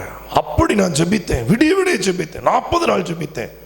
அப்போ சொல்லிட்டு ஒன்று சொன்னான் பாருங்க, அதுதான் அந்த விஷயம். மோசமான ஒரு காரியத்தை சொன்னான். அன்றைக்கு ஜெபித்த ஜெபம் இன்றைக்கு என்னை நடத்துகிறது அப்படின்னா இதுதான் சாத்தானின் முதல் தந்திரம். சில நேரத்தில் இந்த ஃபேனை ஆஃப் பண்ணாலும் சுற்றிக்கிட்டே தான் இருக்கும். பரவாயில்லையே சுற்றுதே நீங்கள் நினைப்பீங்க, நின்றும். அதே போல தான் ஜெபிக்கலைனாலும் நமக்கு அற்புதம் நடக்குதே, ஜெபிக்கலைனாலும் எல்லாம் நல்லா நடக்குது, ஏமாந்து போயிடாதீங்க. அந்த பையன் வாழ்க்கை என்னாச்சு தெரியுமா? ஒரு பெரிய டெலிவிஷன் ஆரம்பிக்க போகிறேன்னு சொல்லி எல்லாத்தையும் பணங்கள் வாங்கினான், ஆனால் ஆரம்பிக்கலை. திருமணம் நடந்தது, ஒரே வருடத்தில் டிவோர்ஸ். அதன் பின்பு பின்மாற்றக்காரனாக இன்னைக்கு ஏதோ ஒரு இடத்துல ஏதோ ஒரு ஊழியம் செய்கிறேன்னு சொல்லி அவனுடைய நம்பர் கிடைத்த உடனே அவனுக்கு ஃபோன் பண்ணுறேன். யாரோ ஒரு பெண்மணி ஃபோனில் பேசுகிறாங்க, அவன்கிட்ட பேச அவனுக்கு விருப்பம் இல்லை. பிரியமானவர்களே, உங்கள் கடந்த கால ஜெபத்தை நீங்கள் விசுவாசிப்பீர்களானால் நிச்சயமாய் வஞ்சிக்கப்பட்டு போவீர்கள். ஆனால் இன்றைய ஜெபத்தை நீங்கள் விசுவாசிப்பீர்களானால் நிச்சயமாய் நிலைத்து நிற்பீர்கள். இன்னைக்கு காலையில் ஜெபிச்சிங்களா, நேற்று நைட்டு ஜெபிச்சிங்களா, உங்களை பார்த்து தெனாவட்டா கேட்க வேண்டிய கேள்வி இது. நீங்கள் கேட்கணும். உங்கள் கண்ணாடியை பார்த்து கேளுங்க. உங்கள் தலையை சீவும் போது, பவுட்ரு போடும்போது உங்களை பார்த்து கேளுங்க, இன்னைக்கு காலைல ப்ரேயர் பண்ணியா, இன்னைக்கு காலைல நேற்று நைட்டு ஜெபம் பண்ணியா, உங்களை பார்த்து கேள்வி கேளுங்க. பிரியமானவர்கள், இன்னைக்கு பிசாசு ஒரு மாய வலையை விரித்து என்ன சொல்கிறான் தெரியுமா? நீ சூப்பராக ஒரு காலத்தில் ஜெபம் பண்ண, நீ பயங்கரமாக நீ ஜெபம் பண்ண, அதான் இன்றைக்கி நல்லா இருக்கிற. கிடையவே கிடையாது. உங்கள் ஃபேன் ஆஃப் பண்ணி ரொம்ப நேரம் ஆயிடுச்சு. எப்போ ஆன் பண்ண போகிறீங்க? எப்போ உங்கள் ஜெபத்துக்கு நீங்கள் திரும்ப வரப்போகிறீங்க? பிரியமானவர்களே, மதுரைன்னு சொல்லிட்டு நான் பாஸ்டர்கிட்ட சொல்லிகிட்டு இருந்தேன். மானாமதுரைக்கு ஒருத்தன் 3/4 தூரம் போயிட்டான். போனவொடனே அவன்கிட்ட சொல்கிறாங்க, நீ போகிறது மதுரை இல்லை, நீ போகிறது மானாமதுரை. அப்போ அவன் அதுக்கு என்ன தெரியுமா சொன்னானா? நான் அந்த ஊருக்கு போய் அந்த மானாங்கிறத அழிச்சிடுவேன். இவன் மானாங்கிறத அழிச்சிட்டானா அது மதுரை ஆயிருமா? நீ எவ்வளோ தூரம் தப்பாக போனையோ அங்கேருந்து அவ்வளோ தூரம் திரும்பி வந்தால் தான் நீ மதுரைக்கு நீ பிரயாணத்தை ஆரம்பிக்க முடியும். ஸோ இன்றைக்கி எவ்வளோ தூரம் ஆண்டவர்கிட்ட தூரமாக போயிருக்கீங்களோ அங்கேருந்து மரியாதையாக திரும்ப வந்தீங்கன்னா தான் கர்த்தர் உங்களுக்கு வைத்திருக்கிற ஆசீர்வாதத்தை பெற்றுக்கொள்ள முடியும். நான் அந்த இடத்துல தான் நிற்பேன், நான் அப்படி தான் இருப்பேன், நான் மானாங்கிறத அழிப்பேன், நான் ஜாமெல்லாம் பண்ண மாட்டேன், நான் இப்படியே இருப்பேன், அதெல்லாம் எனக்கு எல்லாம் நல்லா நடக்குது. நீங்கள் நான் வேதனையோட சொல்கிறேன், ஒரு பெரிய துக்கம் காத்திருக்கிறது. அவர் ஏற்றுக்கொண்ட துக்கத்தை நீங்கள் மறுதளிப்பீர்களானால், அவர் உங்களுக்காய் துக்கப்பட்டார், உங்கள் வியாதியை சுமந்தார், அவர் உங்கள் பாடுகளை ஏற்றுக்கொண்டாருங்கிறத நீங்கள் மறுதளிச்சிங்கன்னா நிச்சயமாக நீங்கள் தான் சுமக்க வேண்டியதாக இருக்கும். நிறைய பேரை நான் பார்த்துருக்கிறேன், எல்லாத்தையும் சாதிச்சிட்டேன், என் பிள்ளைகளுக்கெல்லாம் கல்யாணம் முடிச்சு கொடுத்துட்டேன், பிள்ளைகளாம் வேலைக்கு போயிட்டாங்க, இனி அவ்வளவுதான், இனி நான் ஜெபிக்க தேவையில்லை, இனி நான் ஆண்டவர் தேட தேவையில்லை, நான் செட்டில் ஆகிட்டேன். அப்படிப்பட்டவங்களாம் நடு ரோட்டில் நிற்கிறாங்க. ஏன் தெரியுமா? அது சாத்தானினுடைய வலையிலே வீழ்ந்ததினால். பிசாசோட ஆசை பிளாட்ஃபார்மில் நம்மளை வச்சு பார்க்கறது, தேவனுடைய ஆசை நம்மளை ஒரு சந்நிதியில் வைத்து பார்ப்பது. பிளாட்ஃபார்மா சந்நிதியா இன்றைக்கு நீங்கள் முடிவெடுத்துக் கொள்ளுங்கள். கர்த்தர் சொல்லுகிறார் யாக்கோபு 5:16, நீதிமான் செய்யும் ஊக்கமான வேண்டுதல், வெறும் வேண்டுதல் போடல, ஊக்கமான வேண்டுதல், அது மிகவும் பலனுள்ளதாக இருக்கிறது. உங்களுக்கு பலன் தேவையில்லை, மிக அதிகமான பலன் தேவை. ஹல்லேலூயா. சின்ன பிள்ளையில ஒரு இட்லி சாப்பிட்டீங்க, இன்னைக்கு எத்தனை இட்லி சாப்பிட்றீங்க? சின்ன பிள்ளையில ஒரு சின்ன பவுலில் சின்ன டிஃபன் பாக்ஸில் சாப்பிட்டீங்க, இன்னைக்கு எவ்வளோ நேரம் சாப்பிட்றீங்க, எவ்வளோ சாப்பிட்றீங்க? அப்போ இந்த சரீர பலனுக்கு எவ்வளோ முக்கியத்துவம் கொடுக்குறோம். கொஞ்சம் ஒரு 5 நாள் காப்பி குடிக்கல, டீ குடிக்கல, அல்லது மில்க்கு, நீங்கள் மில்க் எடுக்கலைன்னா, வயசானவங்களுக்கு சொல்கிறேன், கால் வலி வருதா இல்லையா, பல்லு வலி வருதா இல்லையா, கால்சியம் பாலில் இருக்கு, அதை குடிச்சா தானே சரியாகுது. அப்போ இதெல்லாம் சரி பண்ண தெரிஞ்ச நம்ம உள்ளான மனிதன், நம்முடைய ஆவிக்குரிய மனுஷன், அவன் பலவீனப்பட்டு கொண்டிருக்கிறான். அவனுக்கு மிகவும் ஒரு பலன் எது? மிகவும் ஊக்கமான வேண்டுதல், ஜெபத்திலே உறுதியாய் தரித்திருத்தல். எனக்கு அற்புதம் நடக்குதோ இல்லையோ பிரதர், எனக்கு பதில் வருதோ இல்லையோ சிஸ்டர், நான் ஜெபம் பண்ணி கொண்டே தான் இருப்பேன். ஏன்னா என் உள்ளான மனுஷனுக்கு அது பலன். வேதத்தில் 2 பேர் அபிஷேகம் பண்ணப்பட்டவர்கள். 2 பேரை நான் உங்களுக்கு சொல்றேன். நிறைய பேர் இருக்காங்க 2 பேர். ஒருத்தன் யோசேப்பு, இன்னொருத்தன் யார் தெரியுமா? சிம்சோன். இந்த யோசேப்பும் சிம்சோனும் தேவனால் தெரிந்து கொள்ளப்பட்டவர்கள், தேவனுடைய ஆவியின் அனுபவம் பெற்றவர்கள். ஆனா பாருங்க, 2 பேருக்குள்ளே ஒருவன் விழுந்து போகாமல் நின்று சாதித்தான், ஒருவன் விழுந்து போனான். யார் நின்றான்? போத்திபாரின் மனைவி விபச்சாரத்துக்கு இழுக்கும் பொழுது வஸ்திரத்தை உதறிவிட்டு அவன் அபிஷேகத்தை காத்துக்கொள்ளும்படி ஓடுகிறான், தேவனுடைய தரிசனத்துக்காய் ஓடுகிறான். அப்ப நல்லா புரிஞ்சுக்கோங்க, யோசேப்பு எப்போதும் கர்த்தரோடு இருந்தான். ஆனா சிம்சோன் தெளிலாளோடு இருந்தான். இவன் கர்த்தரோடு இருந்ததுனால 2 ஆசீர்வாதம் என்ன தெரியுமா? அவன் எப்போதும் ஜெபிக்கிறவனாய் காணப்பட்டான். வேதத்தில் யோசேப்பு ஜெபித்தான்னு போடல, ஆனா அவன் வாழ்க்கையே ஜெபமாய் இருந்தது. கர்த்தர் யோசேப்போட இருந்தாருன்னா யோசேப்பு கர்த்தரோட இருந்தான். எத்தனை பேருக்கு புரிகிறது? ஹல்லேலூயா. பிள்ளை தகப்பனோட, தகப்பன் பிள்ளையோட. சோ அந்த அபிஷேகத்தினாலே அவன் 2 காரியம். ஒண்ணு, அவன் உள்ளான மனுஷன்ல பலவானாயிருந்தான். அதான் அவன் விழுந்து போல. இன்னைக்கு நீங்க ஏன் விழுந்து போறீங்க? நீங்க ஏன் விழுந்து போறீங்க தெரியுமா? உள்ளான மனுஷன், உள்ளான மனுஷி பலவீனமா இருக்கிறான். ஆனா சிம்சோன் எப்படி ஊழியத்துக்கு பயன்படுத்தின அபிஷேகத்தை, பலத்த ரட்சிப்பை கொண்டு வர்றான், பெரிய காரியத்தை செய்கிறான். ஆனா பாருங்க, உள்ளான மனுஷனிலே சிம்சோன் பலவீனமாய் இருக்கிறான். அதனாலதான் பாவத்தில் விழுந்தான், கண் பிடுங்கப்பட்டான், பரியாச பொருளாய் போனான். இன்னைக்கு உங்களை பார்த்து எள்ளி நகையாடுறாங்களா? உங்களை யாருமே மதிக்கலையா? நீங்க தேவனை மதிக்கல, நீங்க கர்த்தரை மதிக்கல. வசனம் சொல்லுது, என்னை கனம் பண்ணுகிறவனை நானும் கனம் பண்ணுவேன். சவுலை யாருமே பாட்டு பாடல, ஆனா சின்ன தாவீது. ஆனா எல்லாரும் தாவீது கொன்றது 10,000 என்று முறை முறையாய் பாடினார்கள். அல்லேலூயா சொல்லுங்க. அது காரணம் என்ன? அவன் கர்த்தரை கனம் பண்றான், அதனால ஜனங்கள் அவனை கனம் பண்றாங்க. இன்னைக்கு உங்க பிள்ளை உங்களை மதிக்க மாட்டேங்குதுன்னா ஓடி போய் மொட்டி போடணும்னு அர்த்தம். பிள்ளைகிட்ட போய் நீயா நான் சண்டை போடுறது கிடையாது. என்ன நீ இப்படி பேசுறான்? ஆண்டவர் நம்மளை பார்த்து சொல்ல, நீ எப்போ ஜெபம் பண்ண போறேங்கிறார், நீ எப்போ ஜெபத்தில் தரித்திருக்க போற? நான் சொல்றேன், நீங்க ஜெபிக்கலைன்னா உங்க பிள்ளைங்க உங்களை மதிக்காதுங்க. நீங்க என்ன நினைச்சாலும் பரவாயில்ல, நடக்க போறதான் சொல்றேன். சிலருக்கு நடந்துகிட்டு இருக்கதை சொல்லிடுறீங்க. உங்க பிள்ளைங்க கீழ்ப்படியலைன்னா நீங்க ஜெபிக்கல. நீங்க கர்த்தருக்கு கீழ்ப்படிஞ்சு பாருங்க, உங்க பிள்ளைங்க உங்களுக்கு கீழ்ப்படிங்க. சில பேருக்கு வரவே மாட்டேங்குது பாருங்க. அதனால நான் பிள்ளைய நான் அடிச்சு திருத்துவேன்.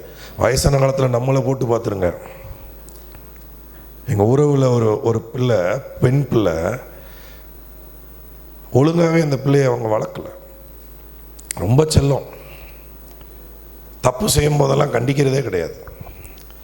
கடைசியில் அந்த பிள்ளை என்ன பண்ணுச்சு தெரியுமா? அவர் கவர்மெண்ட் ஸ்டாஃப். கொஞ்சம் கவனிங்க, கவர்மெண்ட் வேலையெல்லாம் பெரிய பிளெஸ்ஸிங் நினைக்கிறவங்களாம் கொஞ்சம் கவனிங்க.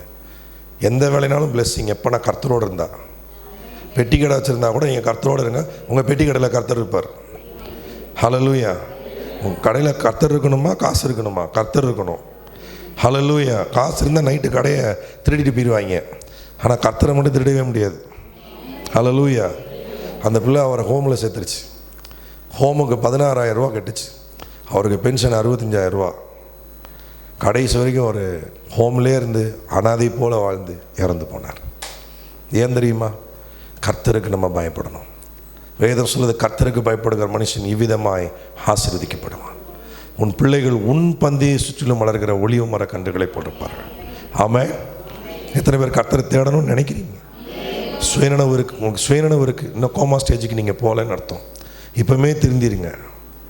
ஹல்லேலூயா.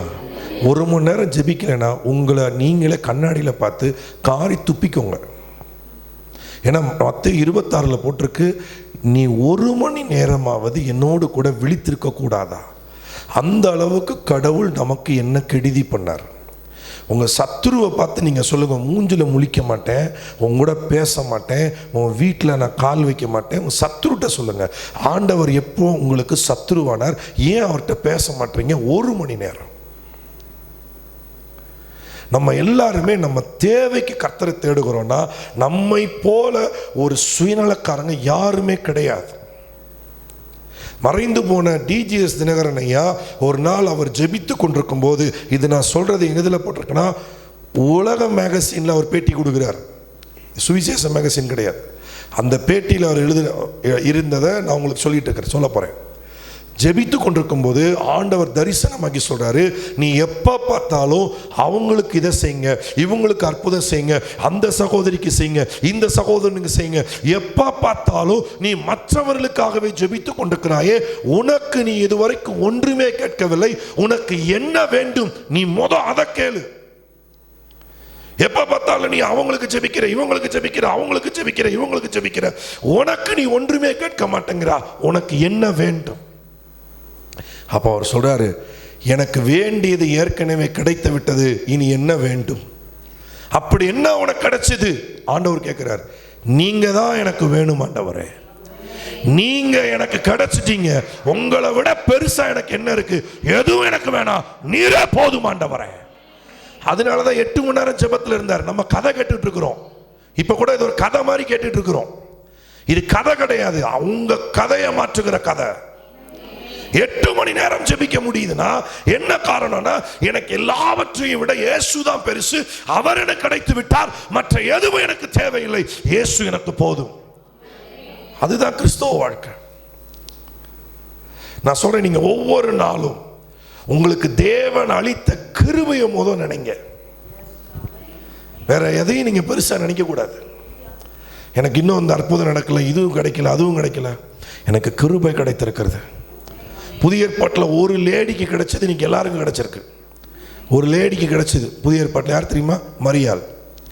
தேவதூதன் சொல்றான், கிருபை பெற்றவளே நீ வாழ்க. அப்ப அந்த கிருபை இன்னைக்கு நம்ம எல்லாரும் பெற்றிருக்கிறோம். 10 மாசம் சுமந்தாங்க அந்த அம்மா, இன்னைக்கு லைஃப் டைம் நமக்குள்ள இருக்காரு. அவர் அல்லேலூயா சொல்லுங்க. நம்ம கிருபை பெற்றவங்களா இல்லையா? அப்ப இந்த கிருபைக்கு நீங்க நன்றி சொல்லணும்.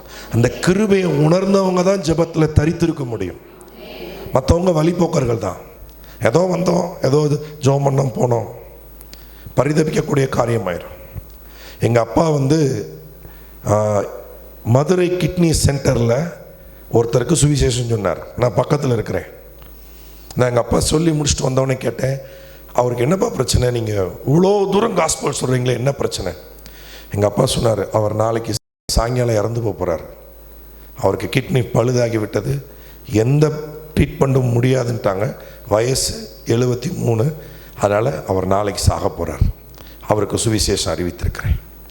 நான் கவனித்து கொண்டே இருந்தேன். அவர் எங்கள் அப்பா சொன்னதை முடித்த உடனே எங்கள் அப்பா அவர் பிராமணர், அவர் பிராமின். எங்கள் அப்பா ஜெபித்து முடித்த உடனே அழுதுகிட்டே இருந்தவர் ஜெபித்து முடித்த உடனே கண்ணை தொடச்சிட்டு அப்படியே சந்தோஷமாக பார்க்குறாரு. எங்கள் அப்பா சொல்கிறாரு, கவலைப்பட, அவருக்கு தெரியும் நாளைக்கு சாக போகிறோன்னு அவருக்கு தெரியும். எங்கள் அப்பா சொல்கிறாரு, நாளைக்கு நீங்கள் இயேசுவோடு இருப்பீங்க. அவர் ஒரு நிச்சயம், நம்பிக்கை அவர் முகத்தில் நான் பார்த்தேன். அதுக்கப்புறம் தான் கேட்டேன், என்னப்பா அவருக்கு நீங்கள் ரொம்ப நேரம் சொல்லிட்டு இருந்தீங்களே, ஜெபித்து முடித்தோடனே கண்ணெல்லாம் தொடச்சிட்டு உங்கள்கிட்ட நல்லா பேசினாரு. அப்போ தான் சொல்கிறார், அவர் நாளைக்கு மரிக்க போகிறார், அதான் அவருக்கு சுவிசேஷம் சொன்னேன். பாருங்கள், மரிக்க போகிறேன்னு தெரிஞ்சுமே ஒரு மனிதன் கண்ணீரை துடைத்து ஒரு நம்பிக்கை நிச்சயம் கிடைக்குதுன்னா இயேசுவால் மட்டும்தான், இந்த காஸ்பலால், சுவிசேஷத்தினால மட்டும்தான் அந்த நிச்சயத்தை நம்பிக்கை கொடுக்க முடியும். எத்தனை பேர் நான் மற்றவர்களுக்கு அப்படிப்பட்ட சுவிசேஷத்தை அறிவிக்க போகிறோம்? இன்னும் எனக்கு வேணும், எனக்கு வேணும், எனக்கு வேணும்னா நாளைக்கு நீங்கள் நம்புகிற எதுவுமே உங்களை காப்பாற்றாது. நான் இப்படி பேசுகிறதுக்காக நீங்கள் வருத்தப்படக்கூடாது. பணம் நம்மை ரட்சிக்காது. நம்ம பிள்ளைகள் நம்மளை காப்பாற்றவே மாட்டாங்க. கர்த்தர் தான் நம்மளை காப்பாற்றணும். எத்தனை பேர் ஆமேன்னு சொல்கிறீங்க? இந்த ஆமேனே காணோம், நல்லா ஆமேன்னு சொல்லுங்க. திருநெல்வேலியிலே பாலசுப்ரமணியம் ஸ்டேட் பேங்கில் வேலை பார்த்த ஒரு அதிகாரி, ஹிந்துவிலிருந்து ரட்சிக்கப்பட்டவர். அவர் 3 மணிக்கு எழுந்து ஜெபிக்கிறவர். அவருடைய ஜெபத்தின் விளைவு என்னன்னா, ஒரு நாள் ஆண்டவர் தரிசனமாகி அவருக்கு பரிசுத்தாவின் வரங்களை ஃபுல்லாக கொடுத்துட்டார். அப்போ எங்கள் ஊர் பக்கத்தில் ஒரு கிராமம், அந்த கிராமத்துக்கு சுவிசேஷ மீட்டிங்க்கு வந்தார். முடித்த உடனே எங்கள் வீட்டுக்கு எங்கள் அம்மா சாப்பிட அவரை கூப்பிட்டாங்க. ஏற்கனவே சொல்லிட்டேன், உன்னிப்பட்டிங்கிற ஒரு கிராமம் இருக்குது விருதுநகர் மாவட்டம், அந்த கிராமத்துக்கு வந்தார். அப்போ எங்கள் வீட்டுக்கு வந்தார். வந்த உடனே சாப்பிட்டார். சாப்பிட்டு ஜெபிக்கும் போது எல்லா காரியத்தையும் வெளிப்பாடு சொன்னார். அப்போ அவரிடத்தில் நான் பக்கத்தில் போய் ஸ்டூல் போட்டு உட்காந்து, அப்போ நான் +2 படிக்கிறேன். நான் கேட்குறேன், அங்கிள் எப்படி இந்த பரிசுத்தாவின் வரத்தை நீங்கள் பெற்றுக்கொண்டீர்கள்? ஏன்னா நான் ஆச்சரியமாக இருக்கு எனக்கு, இதை நீங்கள் சொல்லுங்கள் சொன்னார். நான் இதெல்லாம் ஆண்டவர்கிட்ட கேட்கல, எனக்கு வரம் வேண்டும்ல நான் கேட்கல. 3 மணி ஆனால் முழங்கால் படிட்டு ஜெபிக்க ஆரம்பிச்சிருவேன். அந்நிய பாஷையில் ஜெபித்து கொண்டே இருப்பேன். திடீரென்று ஒரு நாள் தரிசனமாகி ஆண்டவர் சொன்னார், என்னுடைய ஆவியின் வரங்களை உனக்கு தருகிறேன் என்று கொடுத்தார். அதன் விளைவு என்னன்னா, நான் ஜெபித்து முடித்து, கவனிங்க, ஜெபித்து முடித்து நான் வெளியே வந்து கதவை திறக்கும் போது பார்த்தா வரிசையா ஒரு கியூ நிற்கும். இவர் என்னடா வரிசையா கியூ நிற்கிது, எங்கே நிற்கிறாங்கன்னா அவங்க எல்லாருமே எங்களை ஆசீர்வதிங்க, எங்களுக்கு ப்ரேயர் பண்ணுங்க. இவர் கேட்பாரா, உங்களுக்கு எப்படி தெரியும் என்னைய கரெக்டாக நான் ஜெபம் முடித்தோடனே வரீங்க? இல்லை, இந்த பகுதியாய் போகும்போது நீங்கள் ஜெபிக்கிற சத்தம் எங்களுக்கு கேட்கிறது. அதனால நாங்கள் தினந்தோறும் கவனிக்கும் போது நீங்கள் ஜெபத்தில் ஒரு ஒழுக்கமாக இருக்கிறீங்க, ஜெபத்தில் ஒரு ஒழுங்காக இருக்கிறீங்க. நீங்கள் ஜெபித்தா எங்கள் காரியங்கள் மாறும். ஆகவே நாங்கள் உங்கள் வீட்டு வாசலில் தினந்தோறும் வந்து நிற்கிறோம், எங்களுக்கு ஒரு ஜெபம் பண்ணுங்க. நாட்கள் ஆக என்னாச்சு தெரியுமா? நிறைய வாகனங்கள், காரு வந்து நிற்க ஆரம்பித்தது. இவர் வீட்டுக்கு போனால் அற்புதம் நடக்கும், இவர் ஜெபித்தா நிச்சயம் போராட்டம் மாறும்னு சொல்லி ஜனங்கள் வர ஆரம்பித்தார்கள். எத்தனை பேர் நீங்க நம்புறீங்க தேவன் ஜெபத்தையும் ஜெபிக்கிறவனையும் மதிக்கிறவர் என்று? எத்தனை பேர் நீங்க நம்புறீங்க? வேதம் சொல்லுகிறது, என்னை அசட்டை பண்ணுகிறவர்கள் கனவீனம் அடைவார்கள். இன்னைக்கு கிறிஸ்தவனால ஏன் ஒரு வெற்றி வாழ்க்கை காட்ட முடியல, ஏன் ஒரு சாட்சியான வாழ்க்கையை காட்ட முடியலனா, தேவனோடு இருப்பதிலே உண்மை இல்லை, தேவனோடு ஜெபத்திலே தரித்திருப்பதிலே ஒரு உண்மை இல்லை.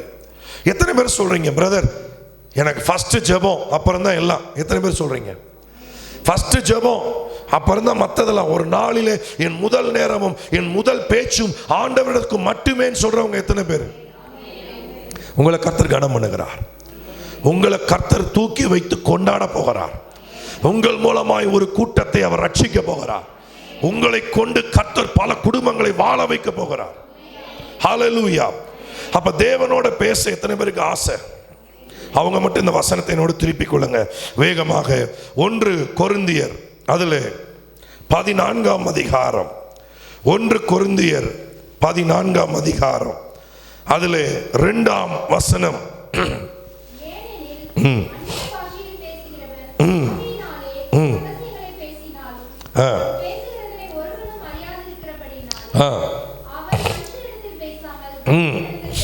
இன்னைக்கு நிறைய பேர் தேவனிடத்தில் பேசாமல் மனுஷன்ட்ட பேசிட்டு இருக்காங்க. நிறைய கிறிஸ்தவங்க ஊழியக்காரங்க கூட தேவனிடத்தில் பேசாம மனுஷனிடத்துல பேசிட்டு இருக்கிறாங்க. அதன் விளைவு என்ன தெரியுமா? எதுக்குனாலும் மனுஷத்தையே போய் நிக்கிறது.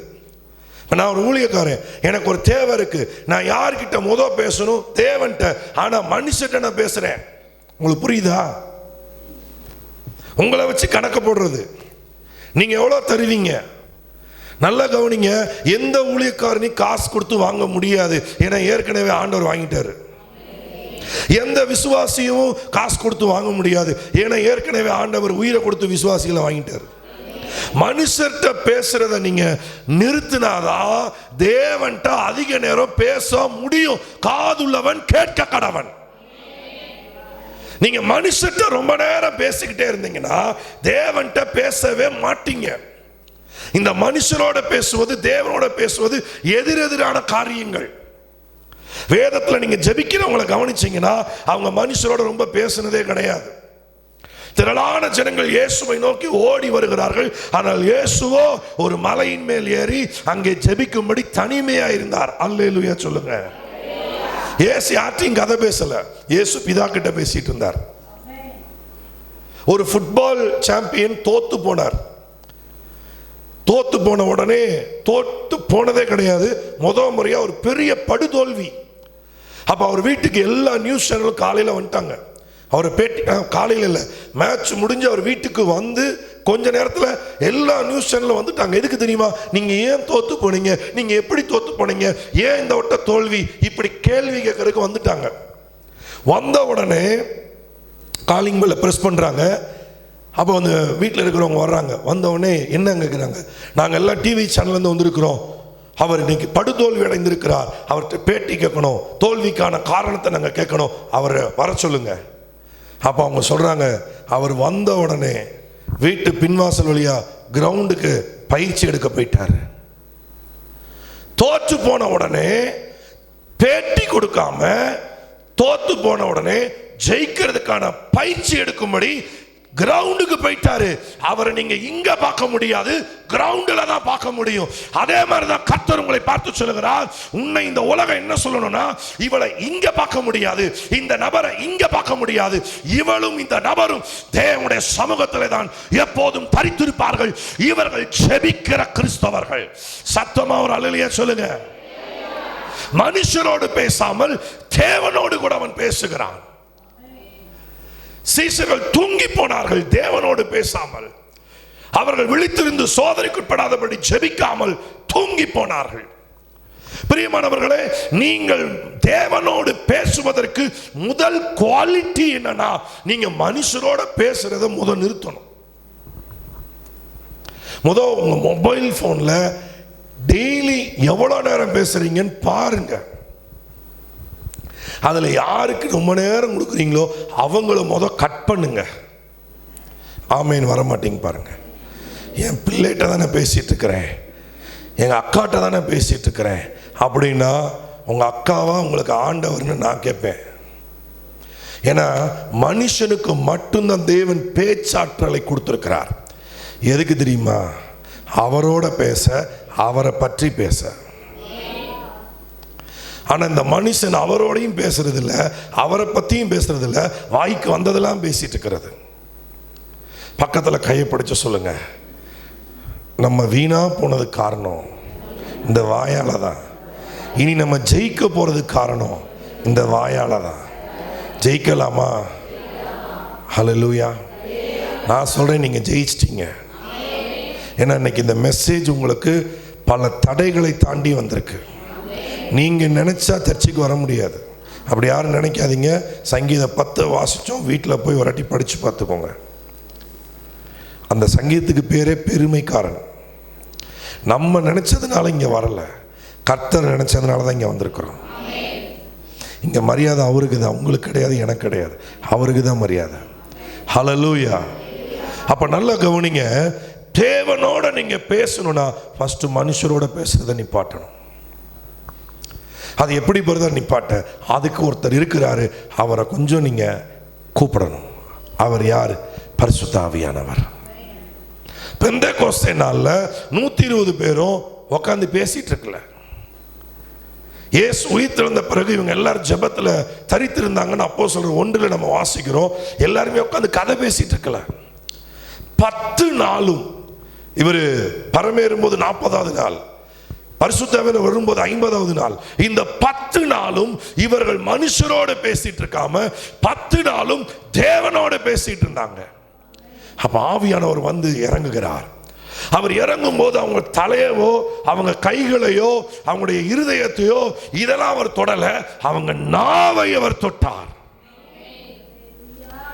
இயேசு வந்து உங்ககிட்ட வந்தார்னா உங்க இருதயத்தை தான் கேட்பார்.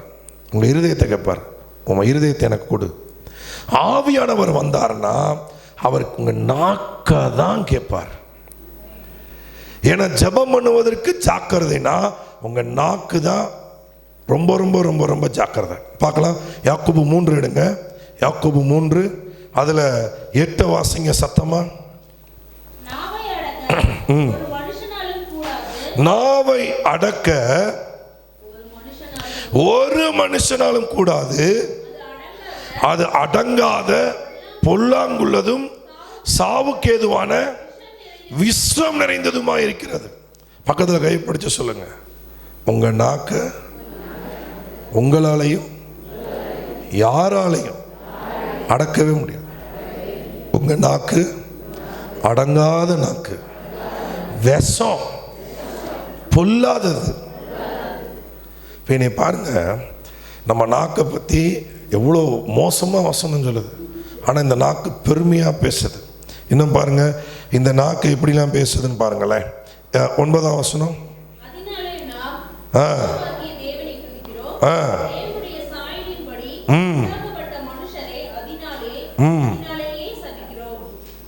இன்னும் பாருங்க, 5 வாசிங்க. 5 அப்படியே நாவானதும் போதும். இந்த நாக்கு என்ன பேசும்? பெருமை பேசுற நாக்குனால அழிவு தான். அதை நீங்க சங்கீத 10 இன்னொரு அடி வீட்டில் போய் படிச்சு பாருங்க. ஆனா இந்த நாக்கு பெருமை பேசக்கூடாது.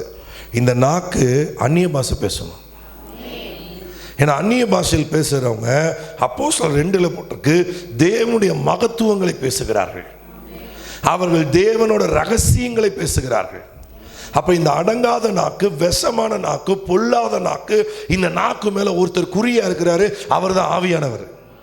அவர் சொல்றாரு, இந்த நாக்கை என்னால தான் அடக்க முடியும், இந்த நாக்கை நான் தான் மருந்தா மாற்ற முடியும், ஔஷதமா மாற்ற முடியும், இந்த நாக்கை நான் தான் நல்லதா மாற்ற முடியும். ஏன்னா இந்த அதிகாரம் கோபம் இருக்கா? இன்னைக்கு நைட்டு போய் படிங்க, வீட்டில் போய் யாக்கோபு 3 படிங்க. எத்தனை பேர் யாக்கோபு 3 இன்னைக்கு படிப்பீங்க? வீட்டில் போய் படிங்க.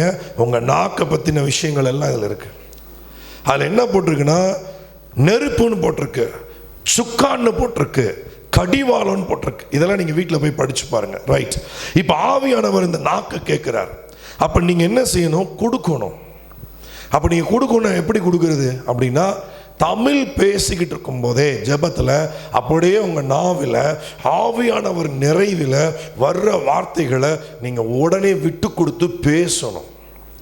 சில பேருக்கு அந்நிய பாஷை பிடிக்கும், ஆனால் பேச தெரியாது. சில பேருக்கு அந்நிய பாஷை கிடைச்சிருக்கும், ஆனால் அவங்க கிடைக்கலன்னு நினச்சிட்டு இருக்கிறாங்க. இதெல்லாம் சாத்தானின் தந்திரம். இப்போ உங்களுக்கு கோபம் வரும்போது எப்படி பேசுவீங்க? இப்போ உதாரணத்துக்கு உங்களை பார்த்து யாராவது அறிவு இருக்கான்னு கேட்டால் எத்தனை பேருக்கு ஆவியின் கனி வெளிப்படும்?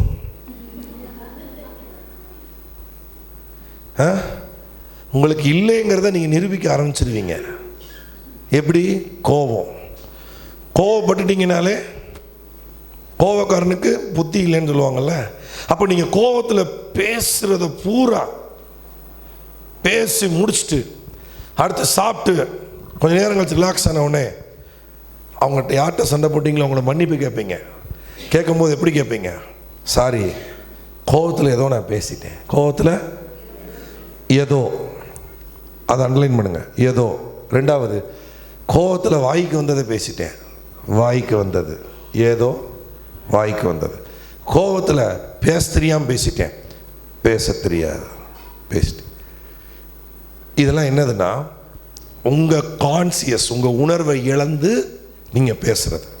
இதே மாதிரி கோபத்தின் ஆவி உங்களை நிரப்பும் போது ஏதோ வாய்க்கு வந்ததை பேச தெரியாமல் பேச நீங்கள் விட்டு கொடுக்கறது போல, பரிசுத்த ஆவியானவர் உங்களை நிரப்பும் போது ஏதோ வாய்க்கு வர்றத, பேச தெரியாததை அந்நிய பாஷையாக பேச ஆரம்பிச்சிருங்க.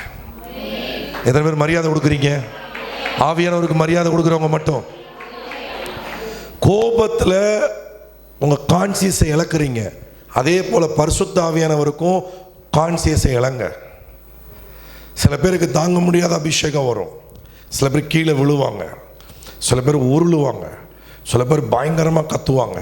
அவங்கள பார்க்கும்போது ஒன்றை புரிந்து கொள்ளுங்க, ஞானிகளை வெட்கப்படுத்தும்படி பைத்தியங்களை தான் தேவன் தெரிந்து கொள்கிறார். ஆண்டவருக்கு அறிவாளிக தேவையில்லை, பைத்தியங்கள் தான் தேவை. ஆண்டவர் சொன்னால் கேட்கணும். ஜாடியை தண்ணீரால் நிரப்புங்க. எதுக்கு சொன்னார்? திராட்சை ரசம் இல்லை.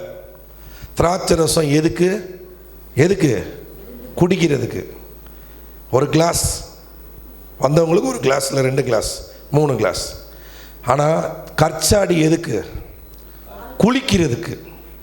கற்சாடி எதுக்குன்னா, கால் கழுவுதல் என்றால் வெளியே கால் கழுவுதல் அதுதான், உள்ள குளிக்கிறதுக்கும் அதுதான். அப்போ ஆண்டவர் குடிக்கிறதுக்கு கேட்டால் குளிக்கிற அளவு கொடுக்கிறார். எத்தனை பேருக்கு புரியுது? எத்தனை பேருக்கு புரியுது? பிச்சைக்கார கடவுள் கிடையாது, பரிபூரணத்தின் தேவன். ஆமென். அப்ப கற்சாடிய உள்ள கொண்டு வான எதுக்கு? அவன் அறிவாளி, அவனை பயன்படுத்த மாட்டாரு. எங்க ஜாடியை தண்ணீரால் நிரப்புங்கன்னா இதை நிரப்பி இதில் கொடுங்க, ஒரு சாம்பிள் பார்ப்போம். அவன் அறிவாளி, அவனை பயன்படுத்த மாட்டார். ஏன் எதுக்குன்னே கேட்காம அல்லேலூயா சொல்ல அப்படின்னா அவங்கள தான் தேவன் பயன்படுத்துவார். அந்நிய பாஷையில பேசு அப்படின்னா உடனே அந்நிய பாஷையில பேசுறவங்கள பயன்படுத்துவார். ஏன் எதுக்கு? கடைசி வரைக்குமே தேவனுக்கு நம்ம யூஸ்லெஸ்ஸாகவே தான் இருப்போம்.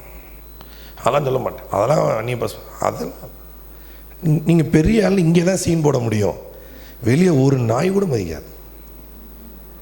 நான் இங்கே நீங்கள் உங்களை பைத்தியத்தை போல விட்டு கொடுப்பீர்களா, வெளியே உங்களுக்கு ரெடியாக வரிசையாக நிற்கிறாங்க. உங்கள் வீட்டு வாசலில் லைனில் நின்று ஜெபம் பண்ண வருவாங்க. ஆமேன்னு சொல்கிறவங்களுக்கு நடக்கும், அவங்களுக்கு தான் நடக்கும். உங்கள் வீட்டுக்கு வருவாங்க. அருப்புக்கோட்டை பக்கத்தில் சாத்தூர் பக்கத்தில் 7000 மணின்னு ஒரு ஊர் இருக்குது. 7000 மணி அங்கே ஆரோக்கியராஜ்னு ஒரு வாலிபன், அவர் ஒரு 15-16 வயசு வச்சுக்கோங்களேன், அபிஷேகம் பெற்றுக்கொண்டார். உடனே அவருக்கு எது தெரியுமா ரொம்ப பிடிக்க ஆரம்பிச்சிச்சு?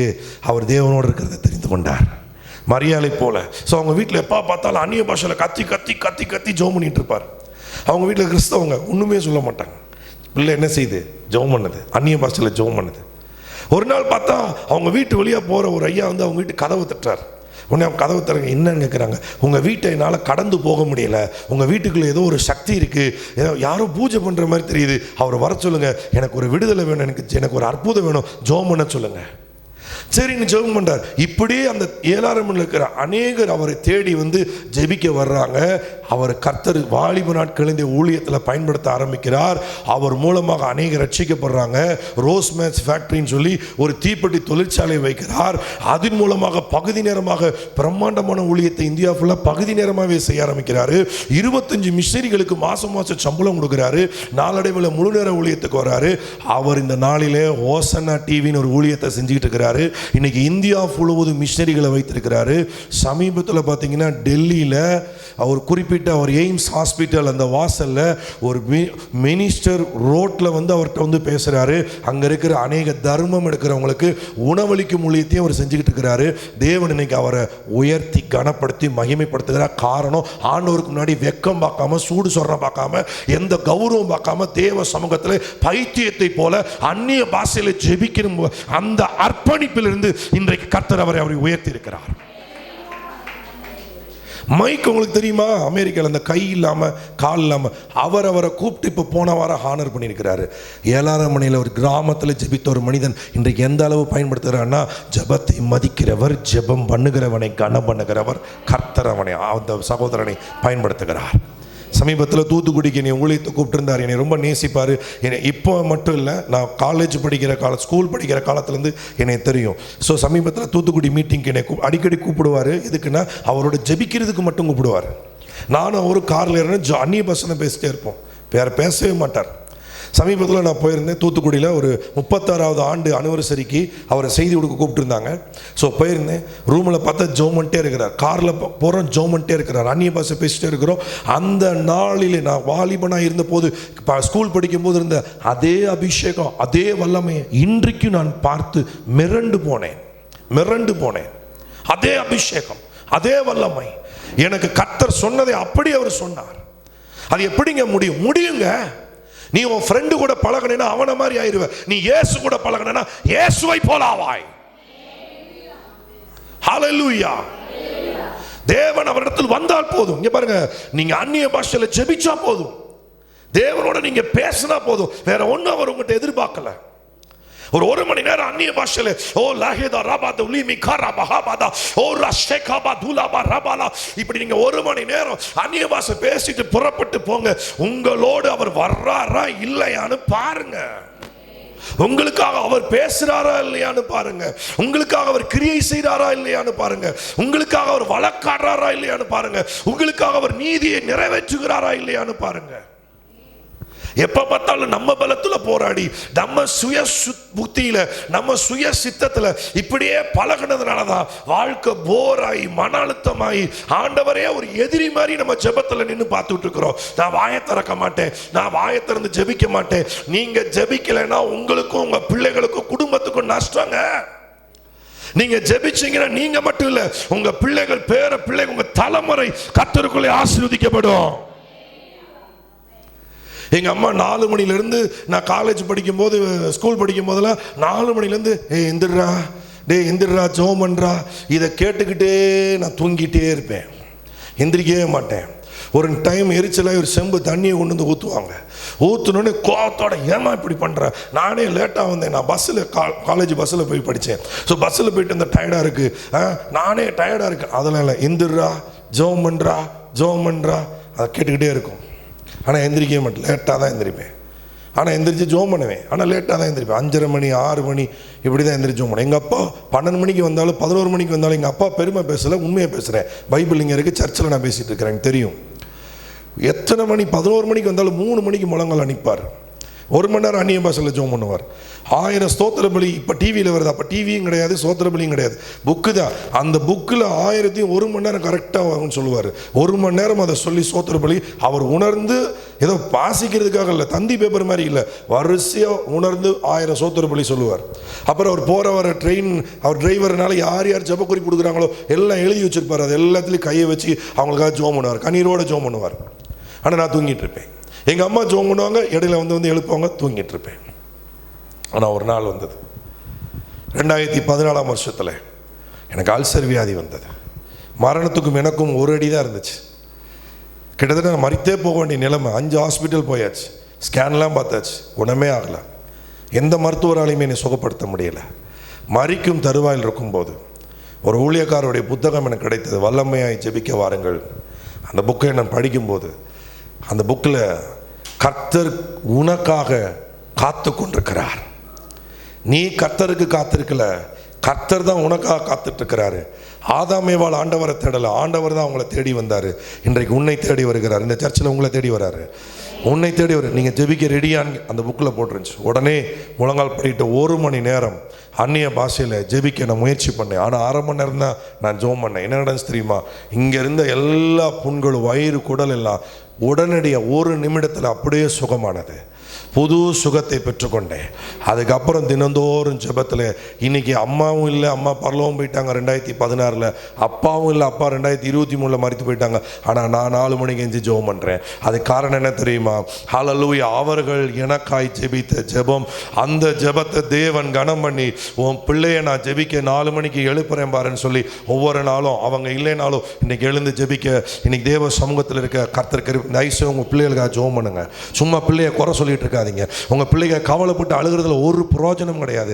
1 மணி நேரம் அந்நிய பாஷை பேசி பாருங்க, உங்க பிள்ளைகள் கர்த்தரால் போதிக்கப்பட்டிருப்பார்கள். உங்கள் பிள்ளைகளின் சமாதானம் உங்களுக்கு பெரிதா இருக்கும். உங்க பிள்ளைகள் உங்கள் பந்தையை சுற்றிலும் வளர்கிற ஹல்லேலூயா திராட்சை கொடியை போல இருப்பார்கள், ஒலிவு மர கன்றுகளாக இருப்பார்கள்.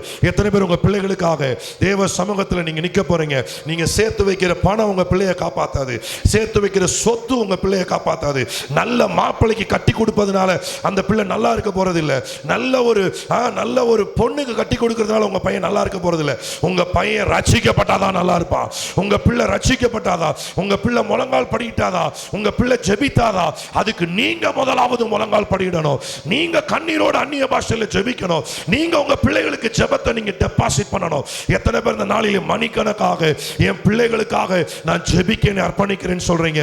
நிச்சயமாய் சொல்லுகிறேன், உங்கள் ஜெபம் உங்கள் பிள்ளைகளை ஆவிக்குரியவர்களாய் மாற்றும். உங்கள் ஜெபம் உங்கள் பிள்ளைகளை வல்லமையான சாட்சிகளாய் மாற்றும். உங்கள் ஜெபம் உங்கள் பிள்ளைகளை கர்த்தருடைய ஊழியக்காரர்களாய் மாற்றும். விசுவாசிக்கிறவங்க மட்டும் ஒரு அல்லேலூயா சொல்லுங்க. ஹல்லேலூயா, ஹல்லேலூயா. அப்ப நீங்க மனுஷரிடத்தில் பேசாமல் தேவனிடத்தில் பேச ஒன்று செய்யுங்கள். இன்றைக்கு உங்கள் நாவை ஆண்டவருக்கு விட்டு கொடுங்கள். அவ்வளவுதான். பழைய ஏற்பாட்டில் யாருக்குமே இந்த வரம் கிடையாது, இந்த கிஃப்ட் கிடையாது. தாவீது அந்நிய பாஷை பேசல, எலியா பேசல, ஏனோக்கு பேசல, யாருமே பேசல. புதிய ஏற்பாட்டில் அப்போஸ்தலர் நடபடியில் முதல் திருச்சபை சபைக்கு 2ஆம் அதிகாரத்தில் ஆண்டவர் இந்த அந்நிய பாஷை கொடுக்கிறார்.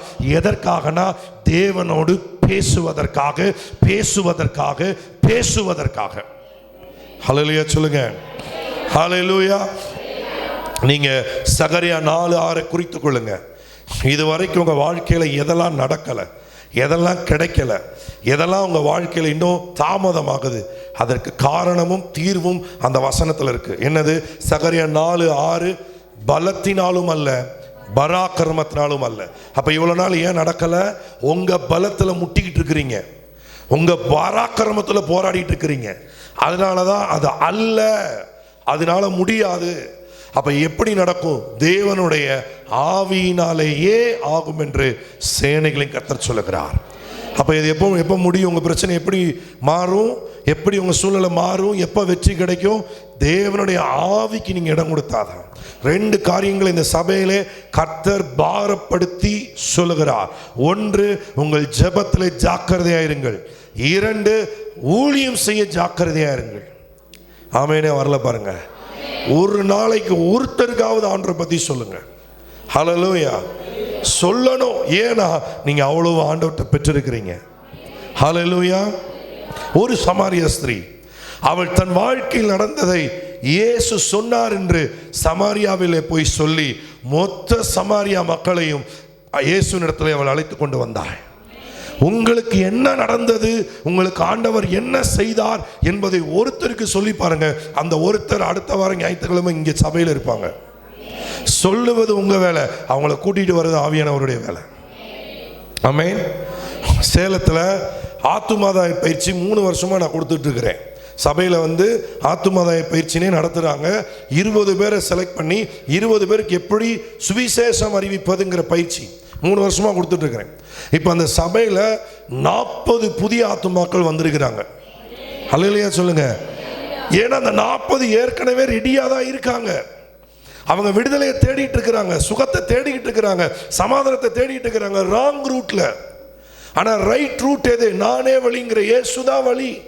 நீங்க சரியான வழியை நீங்க சொல்லும்போது அந்த வழியிலே வர அவங்க ரெடியா இருக்காங்க. நம்முடைய ஆலயம் பரலோகத்துக்கு ஆண்டவரிடத்தில் கொண்டு வருவதற்கு வழியாக இருக்கிறது. இங்கே கூட்டிட்டு வாங்க. எத்தனை பேர் ஆசைப்படுறீங்க? இப்போ அவங்க மட்டும் எழுந்து நிற்கலாம். இந்த கர்த்தர் உங்களை தம்மோடு பேசவும் தம்முடைய ஊழியத்தை செய்யவும் உங்களை அவர் அழைக்கிறார். அவர் சொல்லுகிறார், எல்லாவற்றுக்கும் முடிவு சமீபமாயிற்று. ஜெபம் பண்ணுவதற்கு தெளிந்த புத்தியோட நீ ஜாக்கிரதை உள்ளவனாயிரு. தயவுசெய்து நான் இவ்வளோ கோவப்பட்டு நான் பேசுகிறேன்னு நினைக்காதீங்க. ஆண்டவர் சில பேரை கடிந்து கொள்ளுகிறார். யாரை கடிந்து கொள்ளுகிறார்? வேதம் சொல்கிறது, தகப்பன் தான் நேசிக்கிற புத்திரனை தண்டியாமல் விடார் என்று பேதுருவிலே நாம் வாசிக்கிறோம். தேவன் யாரிடத்தில் அன்பு கூறுகிறாரோ அவர்களை அவர் சிட்சிக்கிறார். தகப்பன் தான் நேசிக்கிற புத்திரனை அவர் கடிந்து கொள்ளுகிறார். ஆகவே என்னடா இப்படி இன்னைக்கு ஆண்டவர் இப்படிலாம் பேசுகிறாருன்னா, உங்களுக்கு காது மரத்து போயிடுச்சுன்னு அதனால அவர் சத்தம் போட்டு பேசுகிறார். நீங்கள் என்ன சொல்கிறது, நீங்கள் அந்த உணர்வில்லாத நிலையில் ரொம்ப மோசமான நிலையில் போயிட்டுருக்கிறீங்க. ஆகவே இன்னைக்கு கர்த்தர் உங்களை எழுப்புகிறார். என்னை பாருங்கள், யாருக்காவது இந்த ஹார்ட் ப்ராப்ளம் ஆகி மூச்சு திணறும் போது என்ன செய்வாங்க பார்த்துருக்கீங்களா? இந்த செஸ்ட்டை போட்டு அமுக்குவாங்க. ஓங்கி ஓங்கி அமுக்குவாங்க. வலிக்கு தான் செய்யும். அப்படி அமுக்குனா அந்த லங்ஸ் ஃபங்க்ஷன் ஆகி அந்த நுரையீரல் இயக்கம் சரியாகி மூச்சு விடுற இது நிலைக்கு திரும்ப வருவாங்கன்னு அமுக்குவாங்க. அது மாதிரி தான் ஆண்டவர் இன்னைக்கு சிலரை அமுக்குறார். நீ ஜெபிச்சே ஆகணும், நீ சுவாசிச்சே ஆகணும், நீ விசுவாசிச்சே ஆகணும். ஏன்னா இன்னும் கொஞ்ச நேரம் அதை அமுக்கலைன்னா அவங்க இறந்து போயிடுவாங்க. எங்கள் ஊர் பக்கத்தில் அருப்புக்கோட்டையில் ஒருத்தர் கொரோனா வந்தது. நான் அவர் வயசு கம்மி தான். ஆனால் அவரை கூட்டு போய் அவருக்கு ஆக்சிஜன் கொடுக்கும்போது திருப்பிட்டார். வேணாம், எனக்கு பயமாக இருக்குது. சரி திரும்பி படுங்க, உடம்பு ரொம்ப குண்டு, திரும்பி படுங்கன்னு சொல்லி ப்ரெஸ் பண்ணுறாங்க. மூச்சு விட முடியல, பயம். வெண்டிலேட்டரில் போடுறாங்க, பயம்.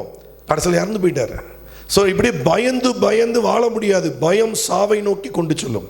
ஆனால் விசுவாசம் நீதிமானை பிழைக்க வைக்கும், அவங்கள வாழ வைக்கும். நீங்கள் வாழணும்னு இயேசு சிலுவையில் பலியானார்.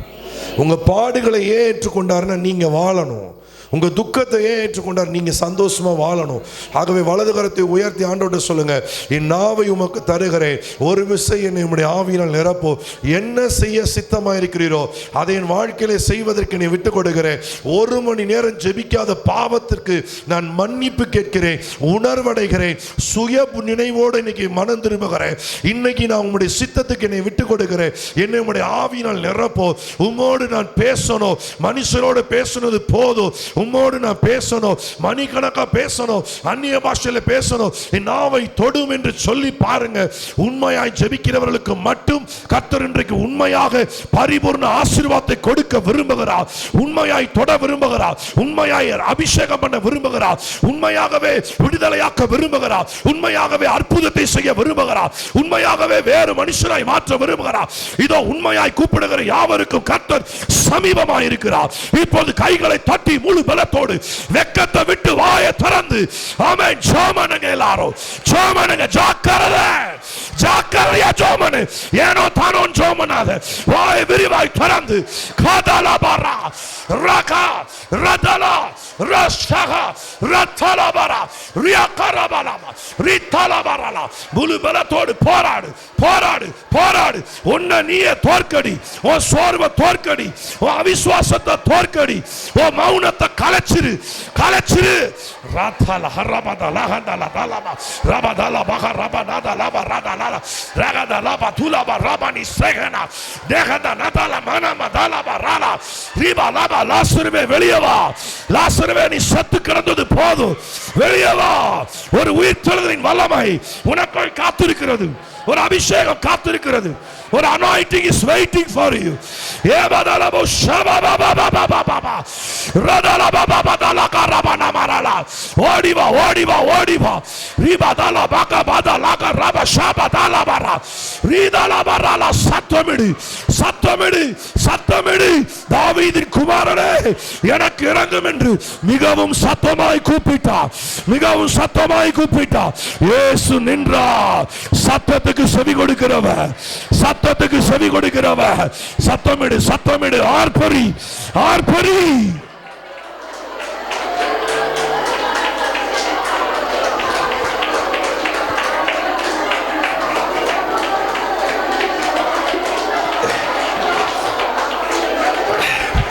எப்போதும் போல ஜெபித்தா எப்போதும் போலதான் இருப்ப. கொஞ்சம் வித்தியாசமா ஜெபம் பண்ணு. நார்மலா ஜெபம் பண்ண நார்மலா தான் இருப்ப. ஊக்கமா ஜெபம் பண்ணு. நீதிமான் செய்யும் ஊக்கமான ஜெபம். இயேசு மகா சப்தமாய் ஜெபித்தார், மகா சப்தமாய் ஜெபித்தார் சிலுவையில. வாயை தர, வாயை தர. உன்னுடைய எல்லா மௌனத்தை இன்னைக்கு இயேசுவின் நாமத்துல ஆமென். ஷஹரரரலதலா ரதலா பஹபதலா கரபனாதுரபா ரதலா பபபபபதரபா கரபனபரலா ஹோ ரபஷகபலபரலா. ஆமென், ஆமென், ஆமென், ஆமென், ஆமென், ஆமென், ஆமென், ஆமென், ஆமென், ஆமென். Glory, glory, glory, glory, glory, glory. அடிப்பின் அடியில் கிடந்தவளா இருந்தாலும் இன்றைக்கு வெள்ளியினால் அலங்கரிக்கப்பட்ட புறா சிறகை போல, ஓ அதன் பொன்னிறமாக இறகை போல இன்று கர்த்தர் உன்னை மாற்றுகிறார். இழந்ததை கர்த்தர் உனக்கு திரும்ப தருகிறார். திரும்ப பெற்றுக்கொள், திரும்ப பெற்றுக்கொள், திரும்ப பெற்றுக்கொள். திருப்பிக்கொள், திருப்பிக்கொள், திருப்பிக்கொள். மீட்கப்படும் நானுக்கென்று பெற்ற முத்திரையாய் பெற்ற பரிசுத்த ஆவியை துக்கப்படுத்தாதபடி, துக்கப்படுத்தாதபடி பெற்றுக்கொள். ஆவியானவரை பெற்றுக்கொள். அபிஷேகத்தை பெற்றுக்கொள், அபிஷேகத்தை பெற்றுக்கொள். வல்லமையை ஆமெனாதா லாகாதா லாகாரபாபாபா ரதலபரகதலபரபனா ஷகதலபரபா. நிறுத்தாத, உன் ஜெபத்தை நிறுத்தாத, நிறுத்தாத. ஹalleluya. சிங்க கபிலிருந்து நீ வெளியே வரப்போகிறாய்.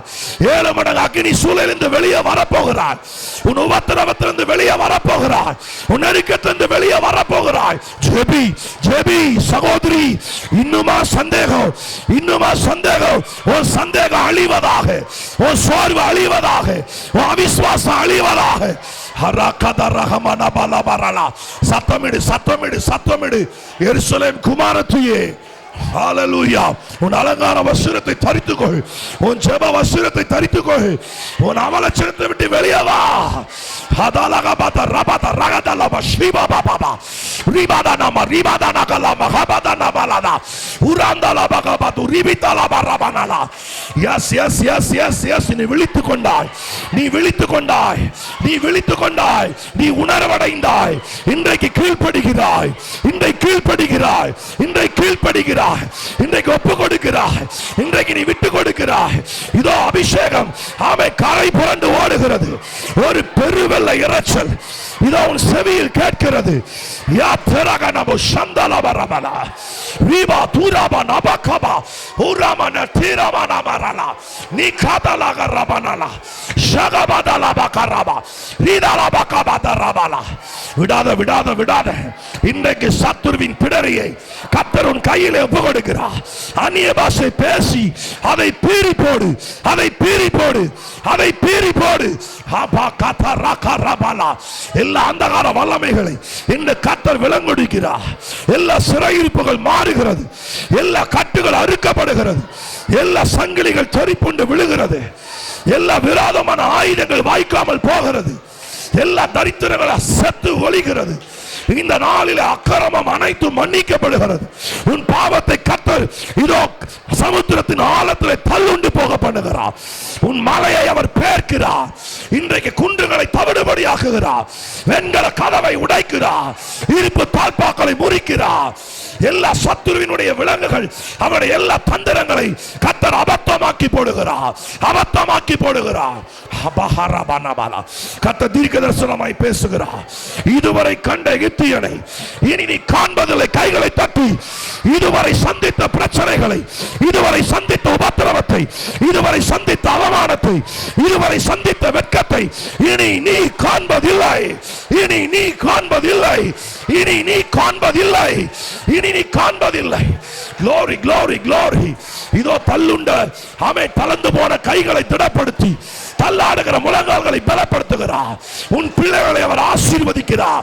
உன் பிள்ளைகளை கர்த்தர் வர்த்திக்க பண்ணுகிறார். உன் பிள்ளைகளை கர்த்தர் ரட்சிக்கிறார். உன் பிள்ளைகளை கர்த்தர் அபிஷேகம் பண்ணுகிறார். உன் குடும்பத்தை கர்த்தர் தலைக்க பண்ணுகிறார். உன் குடும்பத்தை கர்த்தர் வாழ வைக்கிறார். உன் சத்துரு முன்பதாய் ஒரு பந்தய ஆயத்தப்படுத்தி இந்த ஞாயிற்றுக்கிழமையிலே இந்த ஆலய ஆராதனையிலே உன் தலையை எண்ணெயினால் அபிஷேகம் பண்ணுகிறார். அபிஷேகம் பண்ணுகிறார். உன் பாத்திரம் நிரம்பி வழிகிறது. உன் பாத்திரம் நிரம்பி வழிகிறது. இதோ துன்பத்தை கண்ட நாட்களுக்கு சரியா இன்று முதல் மகிழ்ச்சி தொடங்குகிறது. இன்று முதல் மகிழ்ச்சி தொடங்குகிறது.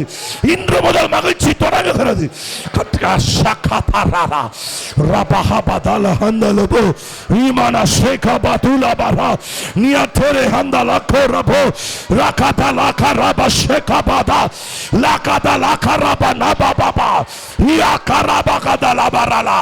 எல்லா நீதி இன்னைக்கு உங்க வாழ்க்கையில கர்த்தர் நீதியை விசாரிக்கிறார்.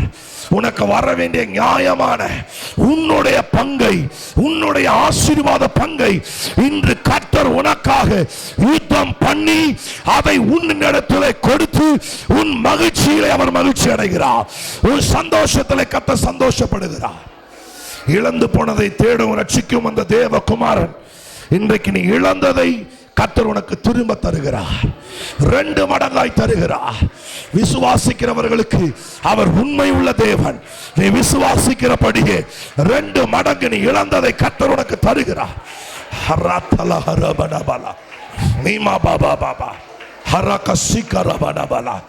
கர்த்தர் சிலருக்கு சொல்லுகிற வார்த்தை இதோ உன் சத்துரு உன்னை ஏமாற்றினான், உன்னை காயப்படுத்தினான், உன் பெயரை கெடுத்தான், உனக்கு விரோதமான ஆலோசனை பண்ணினான். ஆனால் இந்த நாளிலே பலவானை அவனுடைய ஆசனத்திலிருந்து கர்த்தர் விழப்பண்ணி இன்றைக்கு உன்னுடைய ஆமென் ஹல்லேலூயா உன்னுடைய சிங்காசனம் உன்னுடைய நாற்காலியிலே இன்றைக்கு கர்த்தர் உன்னை அமர பண்ணுகிறார். சிலருக்கு இந்த நாளிலே பிடுங்கப்பட்ட நன்மைகள், வஞ்சிக்கப்பட்ட நன்மைகள், பறிக்கப்பட்ட நன்மைகளை கர்த்தர் இன்றைக்கு உங்களுக்கு திரும்ப தருகிறார். அவர் சொல்கிறார், என் பிள்ளை நீ இப்படி இருக்க கூடாது, என் பிள்ளை நீ கலங்கி கொண்டிருக்க கூடாது, என் பிள்ளை நீ கண்ணீர் விட்டு கொண்டிருக்க கூடாது, என் பிள்ளை நீ எல்லாவற்றிலும் வாழ்ந்து சுகமாயிருக்க வேண்டும். ஆகவே பிடுங்கப்பட்டதை, பறிக்கப்பட்டதை, வஞ்சிக்கப்பட்டு உங்களிடத்தில் ஏமாற்றப்பட்டதை இன்று கர்த்தர் உனக்கு தருகிறார். இன்று கர்த்தர் உனக்கு அதை தருகிறார். இன்றைக்கு உன் வழக்கு விசாரிக்கப்படுகிறது. இன்றைக்கு உன்னுடைய வழக்கு விசாரிக்கப்படுகிறது. இன்றைக்கு உன் வழக்கு விசாரிக்கப்படுகிறது. இந்த கர்த்தர் உன் பட்சத்திலே உனக்காக எழுந்தருளுகிறார், உனக்காக யுத்தம் பண்ணுகிறார், உனக்காக உன் சத்துருவுக்கு எதிர்படுகிறார், உனக்காக இந்த கர்த்தர் விலங்குகளை எல்லாம் ஒடித்து போட்டு ஹல்லேலூயா சிறையிருப்பிலிருந்து உன்னை வெளியே கொண்டு வருகிறார். இனி இந்த ஆலயத்தில் பற்றாக்குறை என்பதே இல்லை. விசுவாசிகளுக்கு இல்லவே இல்லை. இனி நீங்க ஆவியிலே வளர போறீங்க, உள்ளான மனுஷன்ல வளர போறீங்க, பலப்பட போறீங்க, தேவ பலனை நீங்க அனுபவிக்க போறீங்க, நீங்க மிகுதியாய் அறுவடை செய்ய போறீங்க. எத்தனை பேர் ஒரு பெருக்கமான அறுவடையை எதிர்பார்க்கிறீங்க? இனி பெருக்கமான அறுவடை ஜெபத்திலே உண்டாகும், வேத தியானத்திலே உண்டாகும், அபிஷேகத்திலே உண்டாகும், ஊழியத்திலே உண்டாகும், உங்களுடைய உபவாசத்திலே உண்டாகும். எல்லா வலது கரத்தை உயர்த்தி சபையை எல்லாரும் ஆசீர்வதிங்க. ஹல்லேலூயா. சபையை ஆசீர்வதிக்கிறவங்களை தேவன் இப்பொழுது நேசிக்கிறார். சபைக்காக, மனவாட்டிக்காக தன் உயிரை கொடுத்தார். வலது கரத்தை உயர்த்தி சொல்லுங்க, ஆண்டவரே எங்கள் சபை நாளுக்கு நாள் விருத்தி அடைவதாக, ஆத்துமாக்களால் நிரம்பி வழிவதாக. எங்கள் சபையிலே சீஷர்களாய் நாங்கள் ஒவ்வொருவரும் சீஷர்களாய் உமக்கென்று ஊழியம் செய்வோமாக. எங்களை வல்லமையாய், எங்கள் சபையை வல்லமையாய் பெருக பண்ணும் சொல்லுங்க. அப்படியே வாயத்திலிருந்து சொல்லுங்க, பெருக பண்ணும் எங்கள் சபை. சொல்லுங்க, வசனத்திலே பெருகட்டும் எங்கள் சபை, பரிசுத்தாவின் வல்லமையிலே பெருகட்டும் எங்கள் சபை, ஜெபத்திலே பெருகட்டும் எங்கள் சபை, சாட்சியிலே பெருகட்டும் எங்கள் சபை, ஆத்தும அறுவடையிலே பெருகுவதாக, பெருகுவதாக, பெருகுவதாக. கைகளை தட்டி ஆண்டவரை ஸ்தோத்திரம் பண்ணுங்க, ஸ்தோத்திரம் பண்ணுங்க. நம்ம சபைக்காக ஸ்தோத்திரம் பண்ணுங்க, புதிய ஆத்துமாக்களுக்காக ஸ்தோத்திரம் பண்ணுங்க, பெரிய எழுப்புதலுக்காக ஸ்தோத்திரம் பண்ணுங்க, கிளை சபைகளுக்காக ஸ்தோத்திரம் பண்ணுங்க, இன்னும் புதிய சபைகள் எழும்ப போவதற்காக ஸ்தோத்திரம் பண்ணுங்க. எல்லாரும் ஹதலவ தரபனமலா ரிதலவ திரப தரப லப ரப லப ரப உரதலவ தரப தலப கரபனலா ரிபதரப கபதுரபனமலா ஈஷ்டகப தரப துரபனமலா. பைத்தியத்தை போல நீங்க ஜெபிக்கணும். ஆமென். சத்தமா சொல்லுங்க, பைத்தியம் முடிச்ச மாதிரி ஜெபிக்கணும். ஞானிகளை தேவன் வெட்கப்படுத்த போகிறார், பலவான்களை கர்த்தர் வெட்கப்படுத்த போகிறார், உள்ளவைகளை அவமாக்க போகிறார். உங்கள் மூலமா அவர் சித்தத்தை நிறைவேற்ற போகிறார். கர்த்தருக்கு மகிமை செலுத்துவோமா எல்லாரும்? ஹல்லேலூயா. Thank you Jesus. எல்லாவற்றுக்கும் முடிவு சமீபமாயிற்று. தெளிந்த புத்தி உள்ளவர்களாயிருந்து நாங்கள் ஜெபம் பண்ண எங்களை அர்ப்பணிக்கிறோம். 1 மணி நேரம் ஆகிலும் தினந்தோறும் விழித்திருந்து ஜெபிக்க எங்களையும் எங்கள் குடும்பத்தையும் எங்கள் பிள்ளைகளையும் நாங்கள் அர்ப்பணிக்கிறோம். ஆண்டவரே, ஆண்டவரே, 1 மணி நேரம் என்பது துவக்கம், தொடர்ந்து அது 2 மணி நேரமாய் பெருகட்டும். சத்தமா ஆமென் சொல்லுங்க. 3 மணி நேரமாய் பெருகட்டும். ஆமென் சொல்லுங்க. 4 மணி நேரமாய் பெருகட்டும். ஆமென் சொல்லுங்க. நாங்கள் விழித்திருந்து ஜெபிக்க, எவ்வளவு நேரமானாலும் ஜெபிக்க எங்களை நாங்கள் அர்ப்பணிக்கிறோம். நேரம் பார்த்து நாங்கள் ஜெபிக்காம, தேவனே உம்முடைய முகத்தை பார்த்து ஜெபிக்க எங்களை நாங்கள் அர்ப்பணிக்கிறோம். ஆண்டவரே, தொடர்ந்து சபையை பெருக பண்ணுங்க.